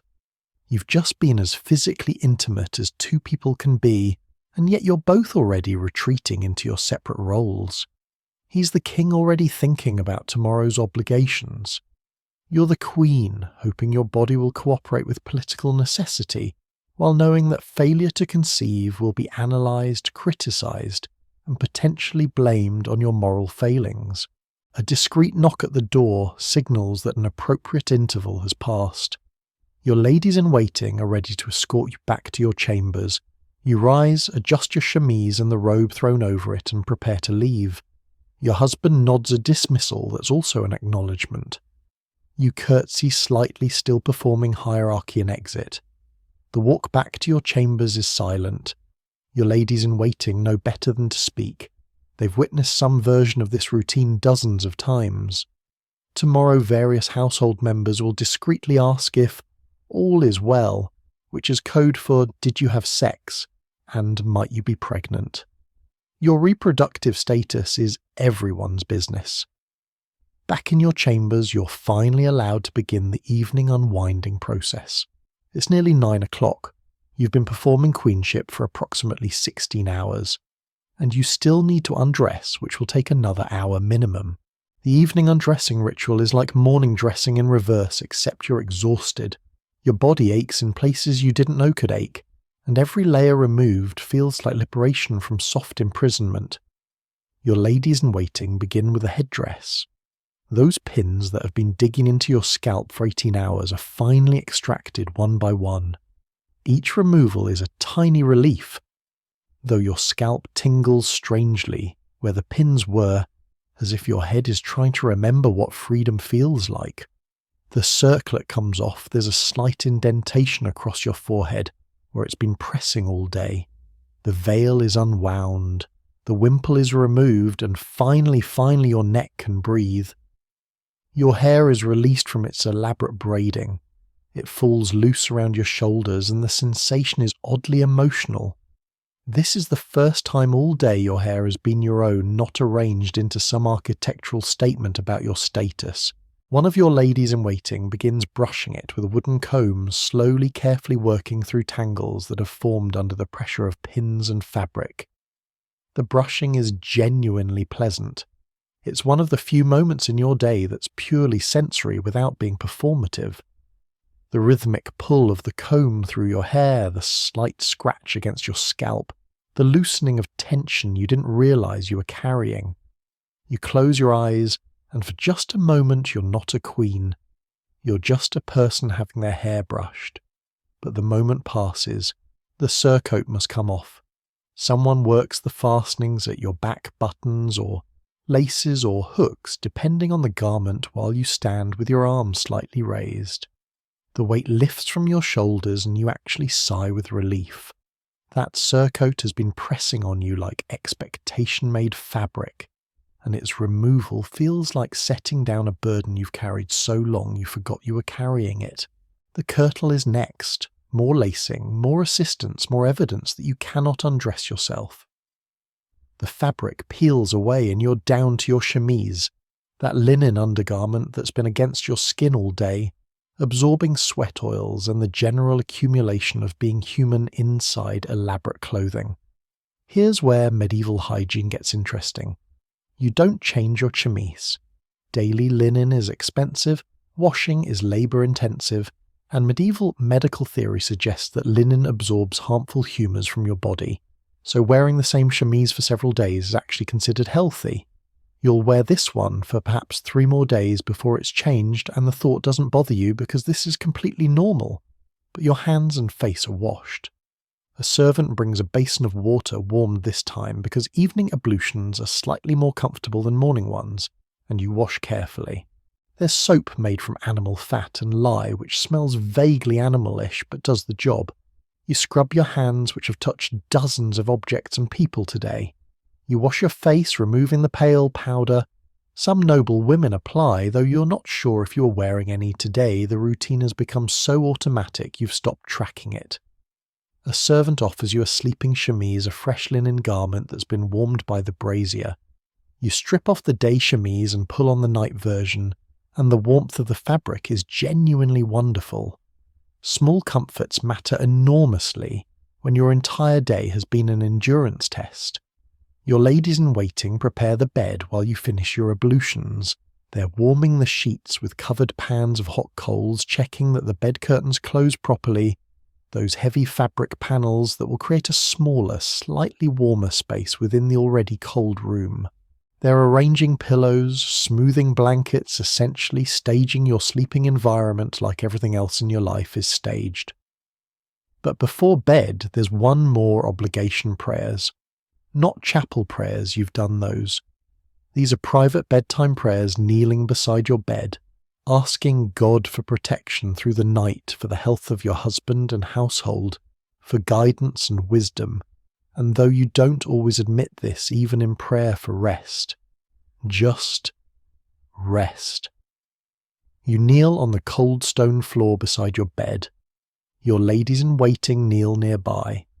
The prayers are in Latin, familiar phrases you've recited since childhood. Your mind wanders even while your mouth forms the words. You're thinking about tomorrow, which will be exactly like today. The same performances, the same obligations, the same elaborate dance of hierarchy and expectation. Historians still argue whether medieval people found genuine comfort in these constant prayers, or whether religion was simply so embedded in daily life that they performed it automatically. The answer is probably both. Faith was real for many, but it was also unavoidable, mandatory, and deeply intertwined with social control. The prayers finish. You cross yourself and rise carefully, because your knees are still angry about the chapel kneeling earlier. Your ladies-in-waiting help you into bed, which sounds ridiculous but is actually necessary because the bed is high off the ground, to avoid floor drafts, and climbing in while wearing a long chemise requires either assistance or undignified scrambling. You settle into the bed. The sheets are warm from the warming pans, though they'll cool rapidly. There are multiple blankets, wool primarily because wool retains heat, even when damp, and furs on top for extra insulation. The weight of all these coverings is substantial. You're essentially being pressed into the mattress by heavy fabric, and it's simultaneously comforting and slightly claustrophobic. The bed curtains are drawn. This creates a small enclosed space that will trap your body heat and provide some protection from the room's cold. It's also profoundly dark. Once those curtains close, you're in nearly absolute darkness, the kind modern people rarely experience. No streetlights, no electronic glow, just darkness so complete you could wave your hand in front of your face and see nothing. Your ladies-in-waiting settle into their sleeping positions, one on the trundle bed that slides under yours, two on pallets near the door. They're your security, your attendants, and your wardens all at once. You're never alone even in sleep. The room is quiet except for the crackling of the brazier, the distant sound of wind against stone, and the settling noises old buildings make. Your body begins to relax muscle by muscle, releasing the tension of 18 hours of performance. You've survived another day as a medieval queen. Tomorrow will bring the same challenges, the same obligations, the same exhausting parade of duty and ceremony. But for now, in this warm cocoon of darkness, you're allowed to simply be tired. Sleep doesn't come immediately. Your body's exhausted, but your mind is still cataloguing the day's events, replaying conversations, worrying about tomorrow's obligations. This is the Queen's insomnia, the price of constant vigilance, the cost of a life where every decision has political implications and every mistake can become a crisis. The darkness inside the bed curtains is absolute, but you can hear everything. One of your ladies in waiting is already snoring softly, a gentle rhythmic sound that's oddly comforting. Someone shifts on their pallet fabric, rustling. The brazier pops as a coal settles. Wind moans through gaps in the stone walls, a sound that's been the soundtrack of castle life for centuries. You need to urinate. Of course you do. You've been holding it since the council meeting, which was hours ago, and your bladder is now making its demands impossible to ignore. But getting up means disturbing everyone, emerging from the warm cocoon of blankets into the freezing air and dealing with the chamber pot situation. You delay. Maybe you can hold it until morning. Maybe you'll magically fall asleep and not wake until dawn when the whole household rises, and using the chamber pot won't feel like such a production. But your bladder has other ideas, and after 15 minutes of increasingly uncomfortable denial, you accept defeat. Attend, you whisper into the darkness. It's the verbal signal your ladies in waiting listen, for the indication that you need assistance. One of them you can't see, which in the darkness rises immediately. You hear her moving the scrape of flint against steel as she lights a candle from the banked brazier. The sudden light is shocking after complete darkness. Your eyes water and squint against the flame even though it's just one small candle. The lady in waiting approaches your bed with the candle held carefully, and you emerge from the warm blankets like a creature leaving hibernation. The cold hits instantly. The temperature difference between inside the bed curtains and the room is dramatic, you'd guess, 20 degrees at least. Your breath clouds immediately. The stone floor against your bare feet is so cold it almost burns, and you dance from foot to foot while someone finds your slippers. The chamber pot is kept in a small alcove, partially screened by a wooden partition. It's ceramic, decorated with your family's coat of arms, because apparently even your piss pot needs to announce your status. A lady in waiting accompanies you, of course she does. Privacy doesn't exist, and holds the candle while you squat over the pot. Here's a detail that fascinates medical historians. Medieval physicians analysed urine constantly. Colour, clarity, smell all were considered diagnostic tools. Your urine might be examined tomorrow morning by a physician who'll make pronouncements about your humours, your fertility, your general health. Nothing about your body is truly private when you're queen. You finish, arrange your chemise and hurry back to bed as quickly as dignity allows. The lady in waiting will deal with the chamber pot covering it, placing it in its designated spot while you burrow back under the blankets. The bed has already cooled noticeably in your absence. You curl into a ball, trying to warm the cold spots in the sheets with your body heat. The candle is extinguished. Darkness returns, and with it that disorienting sense of being nowhere and everywhere simultaneously. You could be floating in a void. You could be buried underground. The darkness is so complete it has weight. Now you try to sleep again. But medieval sleep is different from modern sleep. Most people historians have discovered through diary entries and church records practiced segmented sleep, or first and second sleep. You'd sleep for 3 or 4 hours, then wake naturally around midnight or 1 in the morning for an hour or 2, then sleep again until dawn. This wakeful period wasn't considered insomnia. It was normal, expected, and used productively. People prayed, had sex, visited neighbours, did quiet household tasks, or simply lay in darkness thinking. Some of history's great creative work happened during these midnight waking hours. You drift into first sleep. Time becomes strange in the darkness. You can't see anything. You have no way to measure hours, and sleep and waking blur together. You dream, though you'll barely remember it later. Something about gardens and letters and a falcon that speaks Latin. Medieval dreams were considered prophetic messages from God, or warnings from demons, so you'll probably analyse this later, even though it's clearly just your exhausted brain processing the day's events. You wake during the night. Not dramatically, just a gentle surfacing from sleep into quiet darkness. You're not sure what time it is. Could be midnight. Could be 3 a.m. There's no way to know without seeing the sky, and the window shutters are closed against the cold. You lie still listening. One of your ladies in waiting is awake too, you can tell by her breathing pattern. She's not moving, not making noise, just awake in the darkness like you are. This is the medieval night watch, the shared experience of wakefulness in a sleeping household. Your thoughts wander. You think about the northern lords and whether they'll resist the tax increases. You think about the sick servant with a rattling cough and whether illness will spread through the household. You think about your conversation with your husband and whether this time, maybe this time, you'll conceive and carry to term and produce the son everyone's waiting for. You think about your mother far away in another kingdom and wonder if she's awake right now too, lying in her own cold castle, thinking her own queenly thoughts. You think about your daughter who died, and you allow yourself a moment of grief that you're not permitted during daylight hours, when you must be strong, composed, and optimistically fertile. The night stretches. You pray quietly. Hail Marys whispered into darkness, familiar words that comfort even when you're not sure anyone's listening. You adjust the blankets, trying to find a position where nothing aches.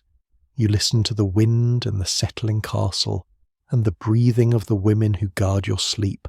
Eventually, without noticing the transition, you slip back into second sleep. This sleep is deeper, heavier, and will carry you toward dawn. Your body surrenders to exhaustion. Your mind finally quiets, and you rest as much as any medieval queen can rest, which is to say not quite enough but sufficient to face another day of performance obligation and the elaborate fiction that being queen is somehow glorious. The stone walls keep their cold vigil. The brazier glows dim. The castle sleeps, or tries to waiting for dawn and the beginning of another endless day. Dawn comes slowly in November. The darkness doesn't lift so much as gradually fade to grey, and you become aware of it through the bed curtains. A slight lessening of absolute blackness, a sense that the world is reluctantly returning to visibility. You're awake before anyone officially wakes you.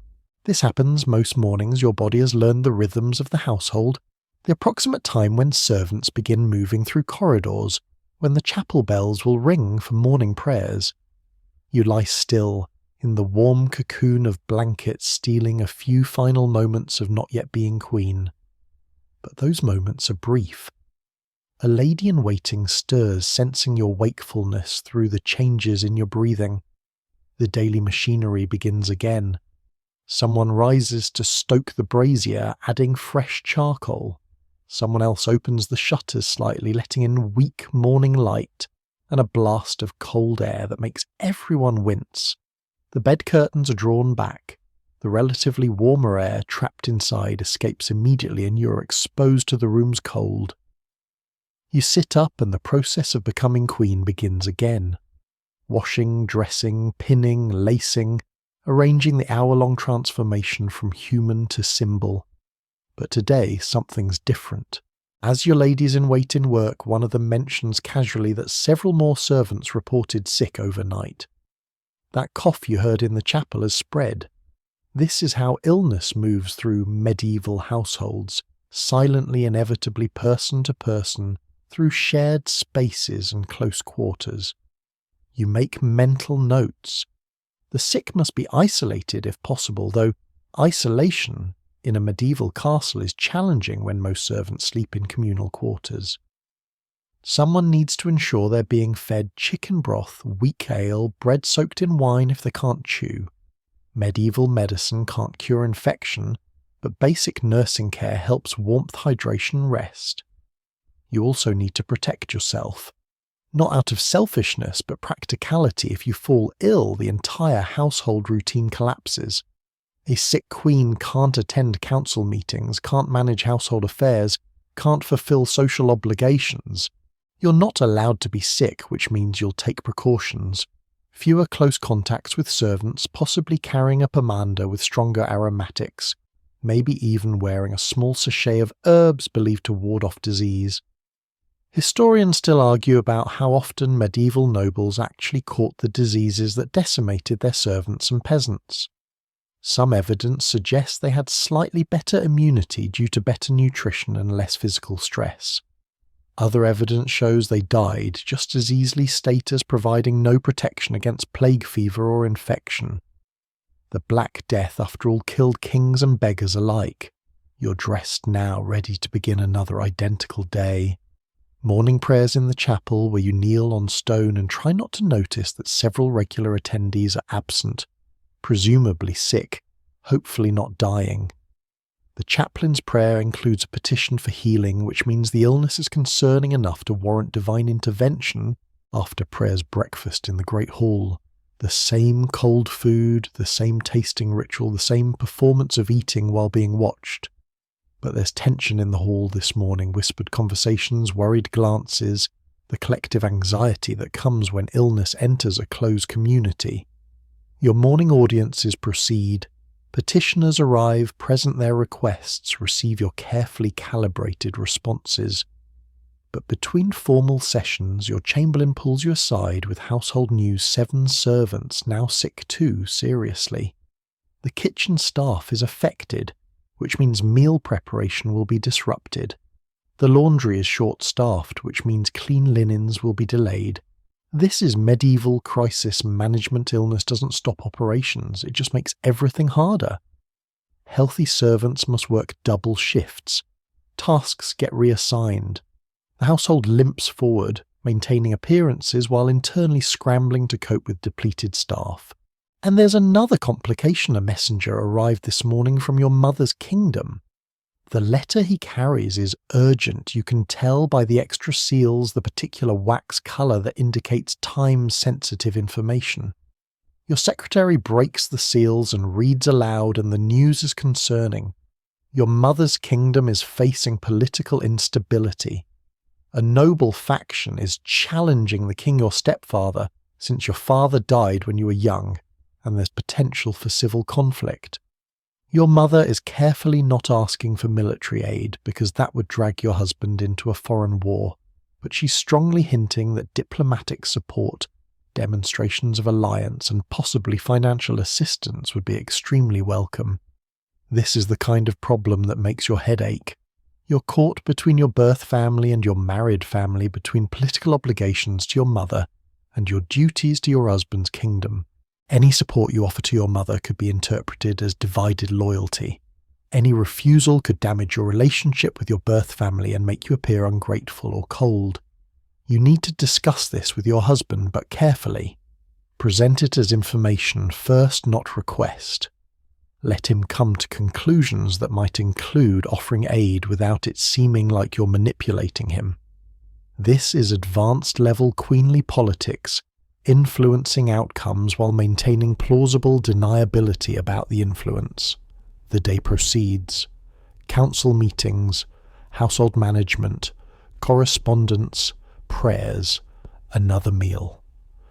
The routine is identical to yesterday, but layered now with additional stress, the spreading illness, your mother's political crisis, the ongoing pressure to conceive the northern lords who may or may not cooperate with tax increases. You're juggling multiple crises while maintaining the appearance of serene authority. This is what queenship actually is. Not crown jewels and royal proclamations, but constant problem-solving under enormous pressure, while smiling graciously and pretending everything is fine. Historians still argue whether medieval queens experience more or less stress than modern political leaders. The argument is probably meaningless. Stress is stress, regardless of century. But medieval queens faced unique pressures, limited medical knowledge, ever-present illness, complicated political networks with life or death stakes, and the biological imperative to produce heirs, regardless of personal health or emotional state. By afternoon, you're exhausted again. The daily grind of queenship is relentless, repetitive, and utterly draining. You've made dozens of decisions, navigated countless social interactions, managed crises both minor and major, and maintained perfect composure throughout.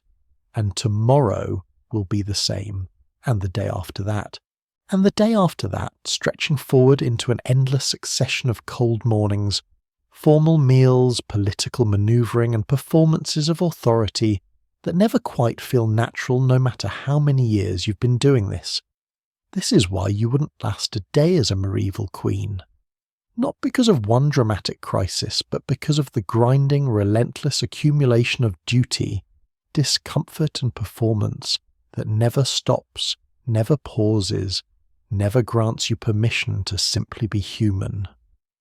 Evening comes again because time is merciless, and days don't pause just because you're exhausted. The cycle continues: evening prayers in the freezing chapel, another meal in the great hall, more correspondence in your solar, and eventually, inevitably, the bedtime preparation ritual that takes an hour of standing, turning, and being undressed like an elaborate doll. But tonight there's an addition to the routine. Your physician has requested an audience, which is never good news. Physicians don't visit socially, they come when there's illness to treat humours to balance, or concerns about your health that someone else has raised. He arrives at your solar after supper, carrying his leather bag of implements and remedies. He's an older man educated at a university in Italy, which makes him qualified by medieval standards, but terrifyingly ignorant by any objective measure. He believes illness results from imbalanced humours.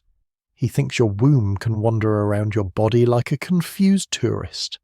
He prescribes treatments that range from useless to actively harmful, but he's the best available, and questioning medical authority would be seen as prideful and dangerous. So you sit and listen while he explains his concerns. The illness spreading through the household is a lung fever, he announces, with the confidence of someone who has no idea what bacteria are. It's caused by an excess of cold and moist humours exacerbated by the season, and possibly by divine disfavour for unconfessed sins. The treatment involves keeping the sick warm, administering herbal concoctions, bloodletting to reduce the fever and prayer. The bloodletting makes you queasy. You've watched physicians bleed, patients opening veins with lancets collecting blood in bowls, weakening already sick people in the name of balancing their humours. Sometimes patients recover despite this treatment. Often they don't. But suggesting that deliberately removing blood from sick people might be counterproductive would be medical heresy. The physician then turns his attention to you. Have you conceived yet? When was your last monthly bleeding? How is your appetite? Your sleep? Any unusual dreams which might indicate imbalanced humours affecting your fertility? You answer his questions with growing resentment. Your reproductive status is apparently everyone's business council members, physicians. Probably the stable boys have opinions about your womb. The physician nods thoughtfully at your answers, then suggests a treatment regimen designed to optimize conception. Here's what that regimen involves: daily doses of herbal tinctures that taste like dirt mixed with despair. Specific dietary restrictions: you should eat more hot foods to balance your apparently cold and moist womb. You should avoid cold drinks, cold air, and cold thoughts, whatever those are. You should wear a special amulet containing blessed herbs and possibly a fragment of saint's bone which the church sells for exactly this purpose. You should also consider increasing the frequency of marital relations, he suggests delicately, and timing them according to astrological charts he's prepared. The moon phases, the planetary alignments, the position of Venus in relation to Jupiter. All of these apparently affect your fertility. This is medieval reproductive medicine, expensive, invasive, based on complete nonsense and utterly mandatory. Refusing treatment would suggest you don't want to conceive, which would be politically catastrophic. So you agree to the tinctures, the dietary changes, the amulet, the astrological scheduling of sex with your husband. The physician leaves satisfied. You feel violated, exhausted, and resentful. Your body is not your own, its state property subject to medical intervention, public discussion, and constant monitoring. Every function, every cycle, every private biological process is documented, analysed, and treated as though it's a matter of national security, because in a sense it is. Your ability to produce heirs directly affects political stability. If you fail to conceive or conceive only daughters or conceive sons who die in infancy, all common occurrences in medieval times, your husband might seek an annulment, which would send you back to your birth family in disgrace, ending your political relevance, and possibly destabilising the alliance your marriage created. Historians still argue whether medieval queens felt this reproductive pressure more or less acutely than modern people experience fertility stress. The difference is that medieval queens had no privacy about it, no control over their treatment, and enormous political stakes riding on biological processes they couldn't control. Your ladies-in-waiting begin the evening undressing routine. The headdress comes off blessed relief after another day of pins and pressure. The layers of clothing are removed one by one. Your hair is brushed. Your face and hands are washed. The sleeping chemise is warmed and presented.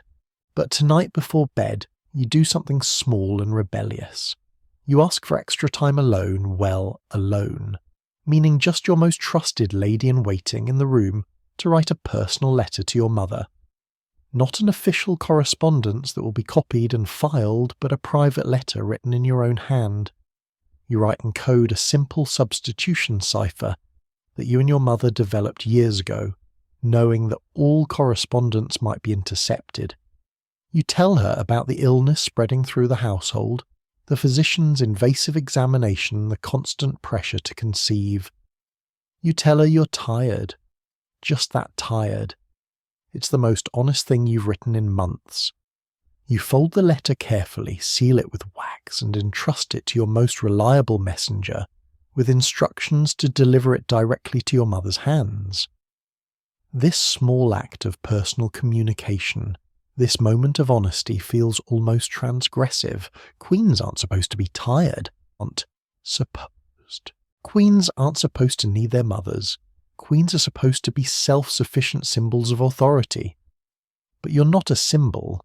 You're a human being wearing a symbol's clothing, playing a symbol's role, slowly suffocating under the weight of everyone else's expectations. You climb into bed. The warming pans have done their work. The sheets are temporarily warm, though they'll cool soon enough. The bed curtains close around you, creating your small dark sanctuary. Your ladies-in-waiting settle into their sleeping positions. The castle falls quiet. Somewhere sick, servants are coughing through the night. Somewhere your letter is beginning its journey to your mother. Somewhere the machinery of medieval politics continues grinding forward, indifferent to individual suffering. You close your eyes. Tomorrow will bring another identical day of performance obligation, and the slow erosion of self that happens when you're forced to be a symbol instead of a person. But for now, in this dark moment, you allow yourself to simply be tired. Not queenly tired, not strategically tired, just humanly, completely, exhaustedly tired. And tomorrow you'll wake up and do it all again, because that's what queens do. They endure, they perform, they survive, or they don't. Winter deepens. The cold that was merely uncomfortable in November becomes genuinely dangerous by December. The stone walls of the castle seem to actively radiate cold now, as if they've stored months of freezing temperatures and are releasing it all at once into your living spaces. Morning arrives even darker. Now the sun rises, later sets earlier, and the brief daylight hours are weak and grey. You wake in darkness, dress in darkness, and begin your day with candles burning at hours when summer would already be bright. The cost of illumination skyrockets. Your household burns through candles and torches at an alarming rate, and the treasurer mentions it in his reports with barely concealed disapproval. The illness hasn't stopped. 2 servants have died, their bodies wrapped and buried quickly because medieval medicine correctly understands that dead bodies pose health risks, even if it doesn't understand why. More staff are sick. The household is running on a skeleton crew, and everyone remaining is overworked, exhausted, and terrified they'll be next. You've implemented what precautions you can. Sick servants are isolated in a separate section of the castle. Healthy staff avoid direct contact with them when possible.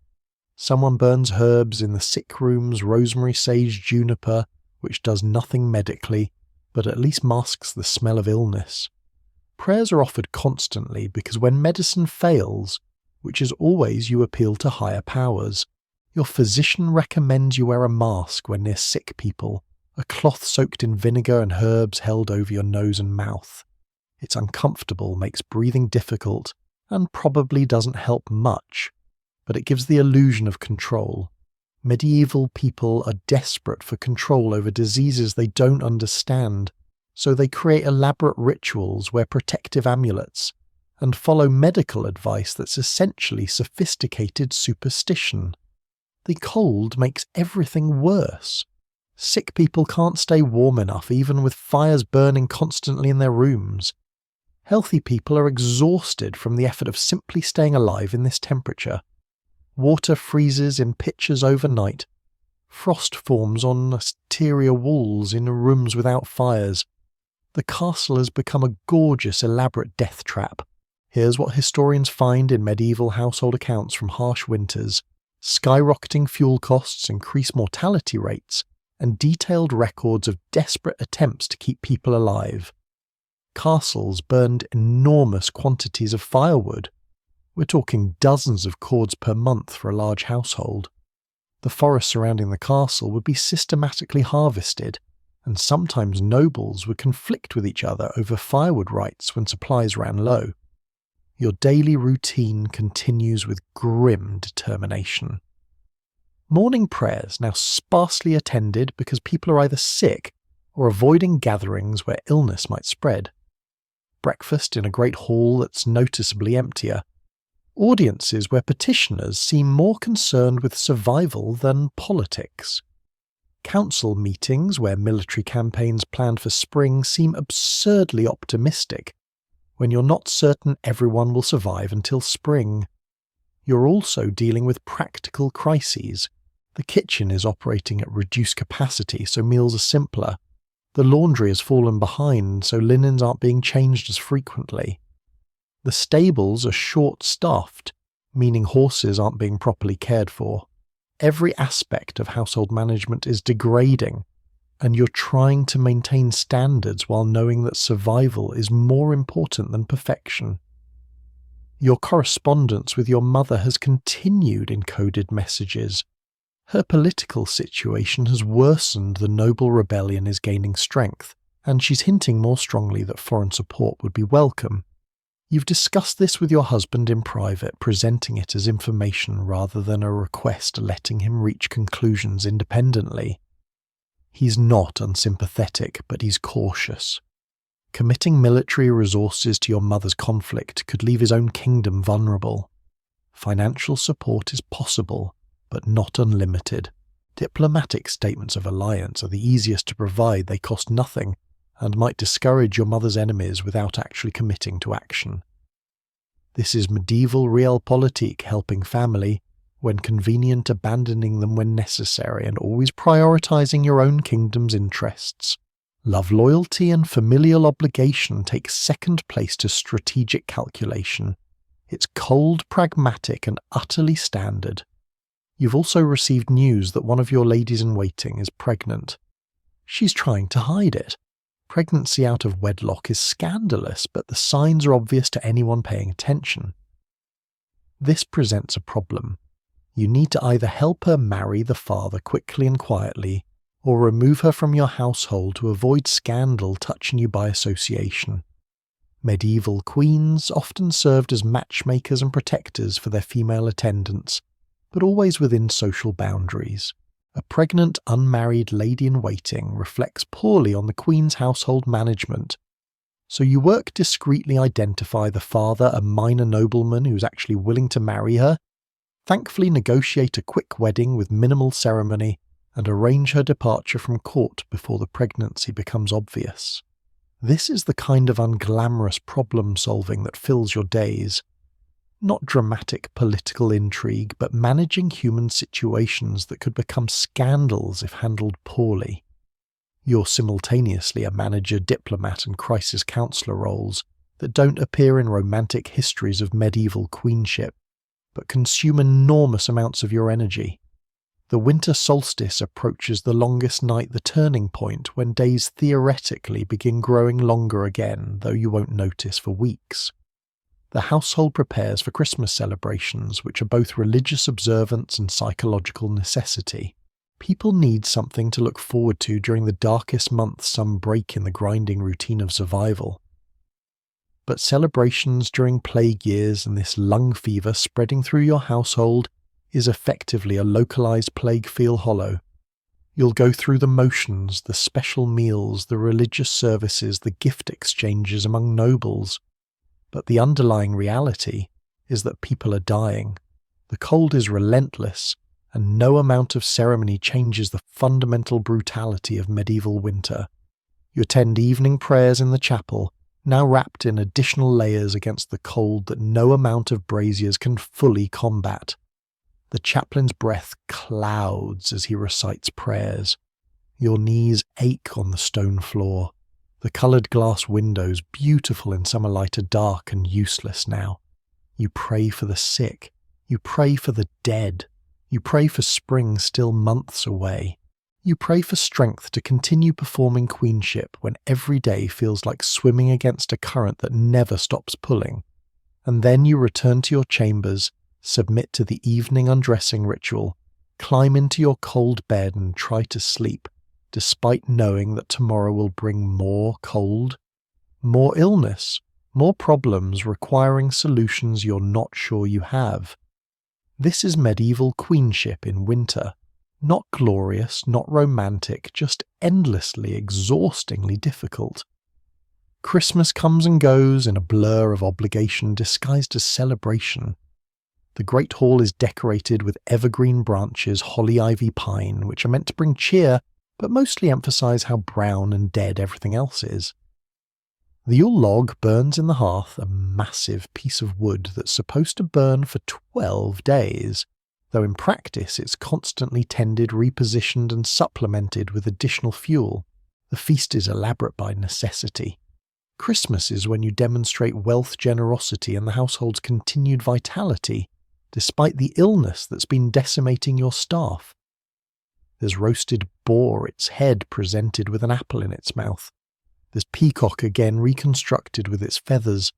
There are elaborate pies containing whole birds nested inside each other, a culinary achievement that requires hours of labour and produces food that's mostly impressive rather than delicious. You sit at the high table smiling through course after course, while minstrels perform songs about Christ's birth and winter's beauty. The irony isn't lost on you singing about cosy winter scenes, while people in your household are dying from cold-related illness. But medieval celebrations require this disconnect between performance and reality. You celebrate because you must not, because you feel particularly celebratory. Gift exchanges occur according to strict protocol. You present gifts to your household officers, the steward receives a new pair of gloves, the chamberlain gets fabric for a new coat, the chaplain receives a bound prayer book. Each gift is carefully calculated to reflect the recipient's status without being so generous that it sets unrealistic expectations for next year. You receive gifts in return: embroidered cloth from your ladies-in-waiting, a jewelled pin from a wealthy merchant seeking favour, a relic supposedly a fragment of St. Catherine's veil from the local monastery. The relic comes with a letter explaining its spiritual properties and strongly hinting that regular donations to the monastery would be appreciated. Your husband gives you a ring. It's beautiful gold set with a sapphire and completely impersonal. This is a political gift witnessed by the court designed to demonstrate his affection and generosity. It says nothing about your actual relationship, which remains cordial, dutiful, and largely separate. Medieval royal marriages are partnerships, not romances, and the gift reflects that reality. But here's what breaks you on the third day of Christmas: another servant dies. She's young, maybe 16, and she's been in your household for 2 years. You don't know her well, there are too many servants to know them all personally, but you know her face, her name, that she worked in the laundry and sang while working. Her death feels different than the previous ones. Maybe it's the season. Maybe it's accumulated grief finally breaking through your careful emotional control. Maybe it's just that you're exhausted, and this one death becomes the symbol for all the suffering you've witnessed and been unable to prevent. You attend her funeral in the castle chapel.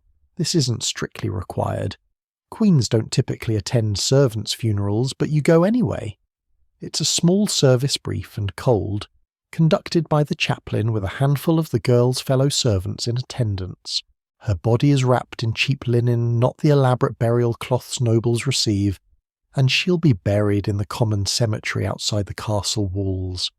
The chaplain recites prayers in Latin. The servants weep openly, they're allowed to show emotion in ways you're not. You stand silently, your face composed, your hands folded, performing queenly dignity, while internally you're screaming at the unfairness of it all. She was 16. She should have had decades ahead of her. Instead, she's dead from an illness. Medieval medicine can't cure in service to a household that will replace her within a week.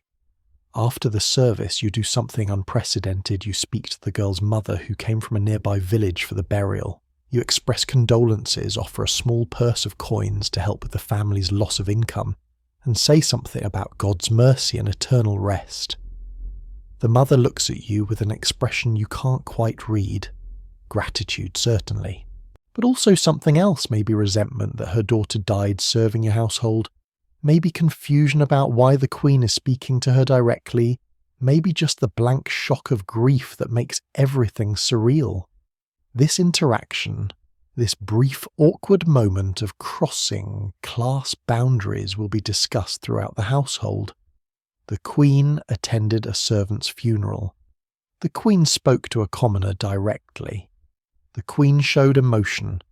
Each of these is unusual enough to become gossip, and you'll hear about it second-hand for days. Historians still argue about how much genuine compassion medieval nobles felt versus how much they performed compassion for political benefit. The answer is probably both simultaneously in complicated ways.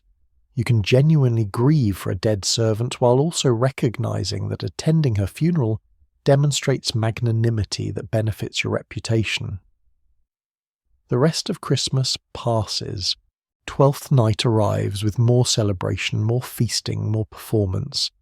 Then the decorations come down, the evergreen branches are cleared away, and you're left facing January, the coldest, darkest, most brutal month. The illness finally begins to subside. Whether this is due to the physician's treatments, the prayers, or simply the natural course of disease is unclear. Probably it's the latter, but everyone credits the former too, because acknowledging that you're helpless against illness is too terrifying. You've survived Christmas. You've survived the plague that swept through your household. You've survived another month of being queen of performance of duty, of slowly losing yourself inside the elaborate costume of royalty. January stretches ahead like a threat. Then February. Then March. Spring feels impossibly distant, and you're not certain you have the strength to endure more months of this. The cold, the darkness, the relentless obligations, the grinding exhaustion of performing queenship every single day without pause. But you don't have a choice. Queens don't get to quit. They endure until they die, and then they're replaced by the next woman who'll wear the crown and discover that it's not a symbol of power. It's a beautiful jeweled prison that slowly crushes whoever wears it. You return to your chambers, evening prayers on dressing ritual bed. The same routine that will repeat tomorrow and the day after and every day until you die. or your husband does whichever comes first. This is why you wouldn't last a day as a medieval queen. Not because of one dramatic crisis, but because of the accumulated weight of endless days exactly like this one stretching forward into a future that promises nothing but more of the same. February arrives like a punishment. If you thought January was cold, February is cold with malice. The stone walls have absorbed months of freezing temperatures, and they radiate chill with vindictive efficiency. Frost patterns on interior walls have become elaborate artwork, beautiful and deadly crystalline proof that you're living inside a structure that's trying to kill you. The household has developed a kind of grim camaraderie, the shared understanding of people enduring hardship together. Servants move through corridors with hunched shoulders and visible breath. Nobles wrap themselves in furs indoors without shame. The pretense of comfort has been abandoned. Survival is the only goal now. Your daily routine continues with mechanical precision. You've stopped thinking about whether you want to do these things, 10 prayers, manage household affairs, sit through meals, smile at petitioners. You just do them because stopping would mean admitting defeat, and queens can't admit defeat. The physician visits regularly, now monitoring your failure to conceive with increasing concern.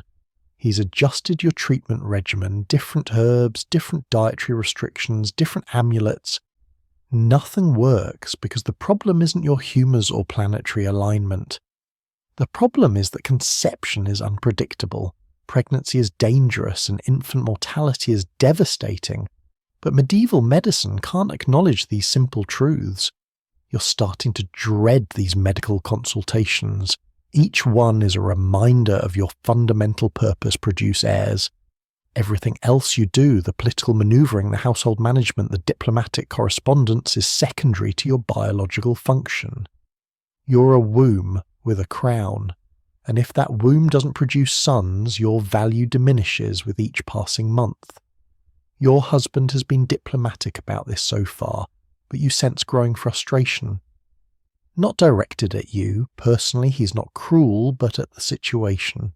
He needs heirs, the kingdom needs succession security, and you're not providing it despite everyone's best efforts. There are whispers starting at court. Nothing direct, no one would dare openly criticise the Queen, but subtle comments, meaningful glances, conversations that stop when you enter rooms. The court is beginning to wonder if perhaps the problem isn't just delayed conception but actual infertility. And if you're infertile, well, medieval politics has solutions for that annulment setting. A side replacement with a younger, hopefully more fertile bride. This is the nightmare scenario all queens face, being discarded for failing at the one job that ultimately matters. You could be brilliant, politically skilled, beloved by the people, none of it matters if you can't produce children. Medieval queenship is contingent on fertility, and you're running out of time to prove yours. The stress manifests physically. You're not sleeping well, the segmented sleep pattern has degraded into just lying awake for hours, worrying. Your appetite has decreased, though you force yourself to eat because not eating would be noticed and commented on. Your monthly bleeding has become irregular, which ironically makes conception even less likely, while everyone's watching desperately for any sign of pregnancy. Your correspondence with your mother has intensified. She can tell something's wrong. Mothers always can, even across kingdoms and coded letters. She writes encouraging words about patience and prayer, but she also includes practical advice. Consider adopting your husband's illegitimate children, if he has any. Maintain your political alliances so you have leverage, and above all, don't let them see you break. That last part is the hardest. You're breaking slowly privately in ways that don't show during public performances. The weight of expectation, the relentless cold, the endless obligations, the fear of failure.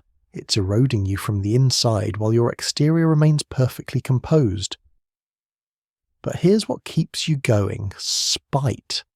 Not noble determination or pious faith or love of duty, just pure stubborn spite. They expect you to break, you won't. They're watching for weakness. You'll show them strength. They think you'll be easy to discard. You'll make yourself indispensable in ways that have nothing to do with childbirth. You double down on political involvement. You expand your correspondence network, building alliances with other queens, noblewomen, and influential figures across Europe. You become essential to your husband's diplomatic efforts. Your letters carry weight. Your recommendations influence decisions. Your political instincts prove valuable. You also intensify household management, making yourself irreplaceable in the daily operations that keep the castle functioning. You know every servant's name now, every household account, every supply chain and political connection that makes the enormous machine of noble life operate smoothly. You're building redundancy into your value. If you can't be the mother of heirs, you'll be the political partner, the household manager, the diplomatic asset. You're making it costly to set you aside, engineering a situation where removing you would create more problems than keeping you, despite your failure to conceive. Historians still argue whether medieval queens consciously employed these strategies or simply adapted to circumstances. The evidence suggests many queens were deeply strategic about their positions, understanding that vulnerability was constant and security required active construction. Late February brings the first hints that winter might eventually end. Not warmth, nothing so generous but slightly less brutal cold. The sun sets a few minutes later each day. Birds that disappeared in November return tentatively. The ice on the castle walls begins to thin slightly during afternoon hours, though it returns each night. The household begins planning for spring. Military campaigns need preparation. Fields need planning for planting. Trade routes that close for winter will reopen. The great machinery of medieval life begins stirring after its winter hibernation. You've survived. That's the accomplishment, not thrived, not conquered, just survived another winter as a medieval queen. You're exhausted, emotionally bruised, politically vulnerable and still not pregnant, but you're alive and you're still queen. The morning routine begins again. Cold water on your face, the hour-long dressing process, pins in your hair, weight on your shoulders, performance of authority despite internal exhaustion. Your ladies-in-waiting work silently, efficiently transforming you from a tired woman into a symbol of power. You look at yourself in the polished metal mirror. The reflection is imperfect, but you can see enough, a queen elaborately dressed, perfectly composed, showing no sign of the internal struggle. This is your armour, your weapon, your survival strategy. The chapel bells ring for morning prayers. Time to begin another day. You take a breath, the air is cold and sharp in your lungs, and you step out of your chambers into the corridor, into the performance, into the endless, exhausting work of being queen. Because that's what you do, you survive. One cold morning at a time, one obligation at a time, one day at a time, until eventually maybe spring arrives. The stone walls will stand long after you're gone, holding their cold through centuries, indifferent to the warmth of those who briefly lived within them. Your story, like so many queens before and after, will be reduced to dates and chronicles: married this year, died that year, produced these children, or didn't. The exhaustion, the cold, the relentless performance of authority, none of that makes it into official histories. But perhaps that's fitting. Medieval queenship was always about endurance rather than glory, survival rather than triumph. You learn to find warmth in small things: a cup of spiced wine, a moment alone in your solar, a letter from your mother, the brief satisfaction of solving a household crisis. These tiny victories sustained you through the cold. The ladies-in-waiting who dressed you each morning, the servants who tended your fires, the chaplain who led your prayers, they were your companions in this elaborate endurance test. Not friends exactly, because friendship requires equality, but fellow travellers through the strange landscape of medieval court life. Spring will come eventually. It always does. The stone walls will warm slightly. Flowers will bloom in the walled garden, and the brutal cold will retreat until next winter. You'll face new challenges, political crises, health scares, the ongoing pressure to conceive. But you'll face them as you faced winter, one day at a time, with stubborn determination, and the understanding that survival itself is achievement enough. The castle sleeps now, its fires banked, its corridors dark, its inhabitants resting before another day begins. The wind outside has softened, and somewhere beyond these stone walls dawn is approaching. Not warmly. February doesn't do warm, but persistently, the light returning, because that's what light does. You close your eyes in your curtained bed, wrapped in wool and fur and the accumulated weight of obligation. Tomorrow awaits with its familiar demands, but for now, in this quiet darkness, you're simply a person trying to rest. And perhaps that's enough. Perhaps it always was. The stone walls keep their vigil. The cold maintains its siege. And you somehow endure. Sleep now. The performance begins again at dawn. The story ends here. See you in the next video. Good night.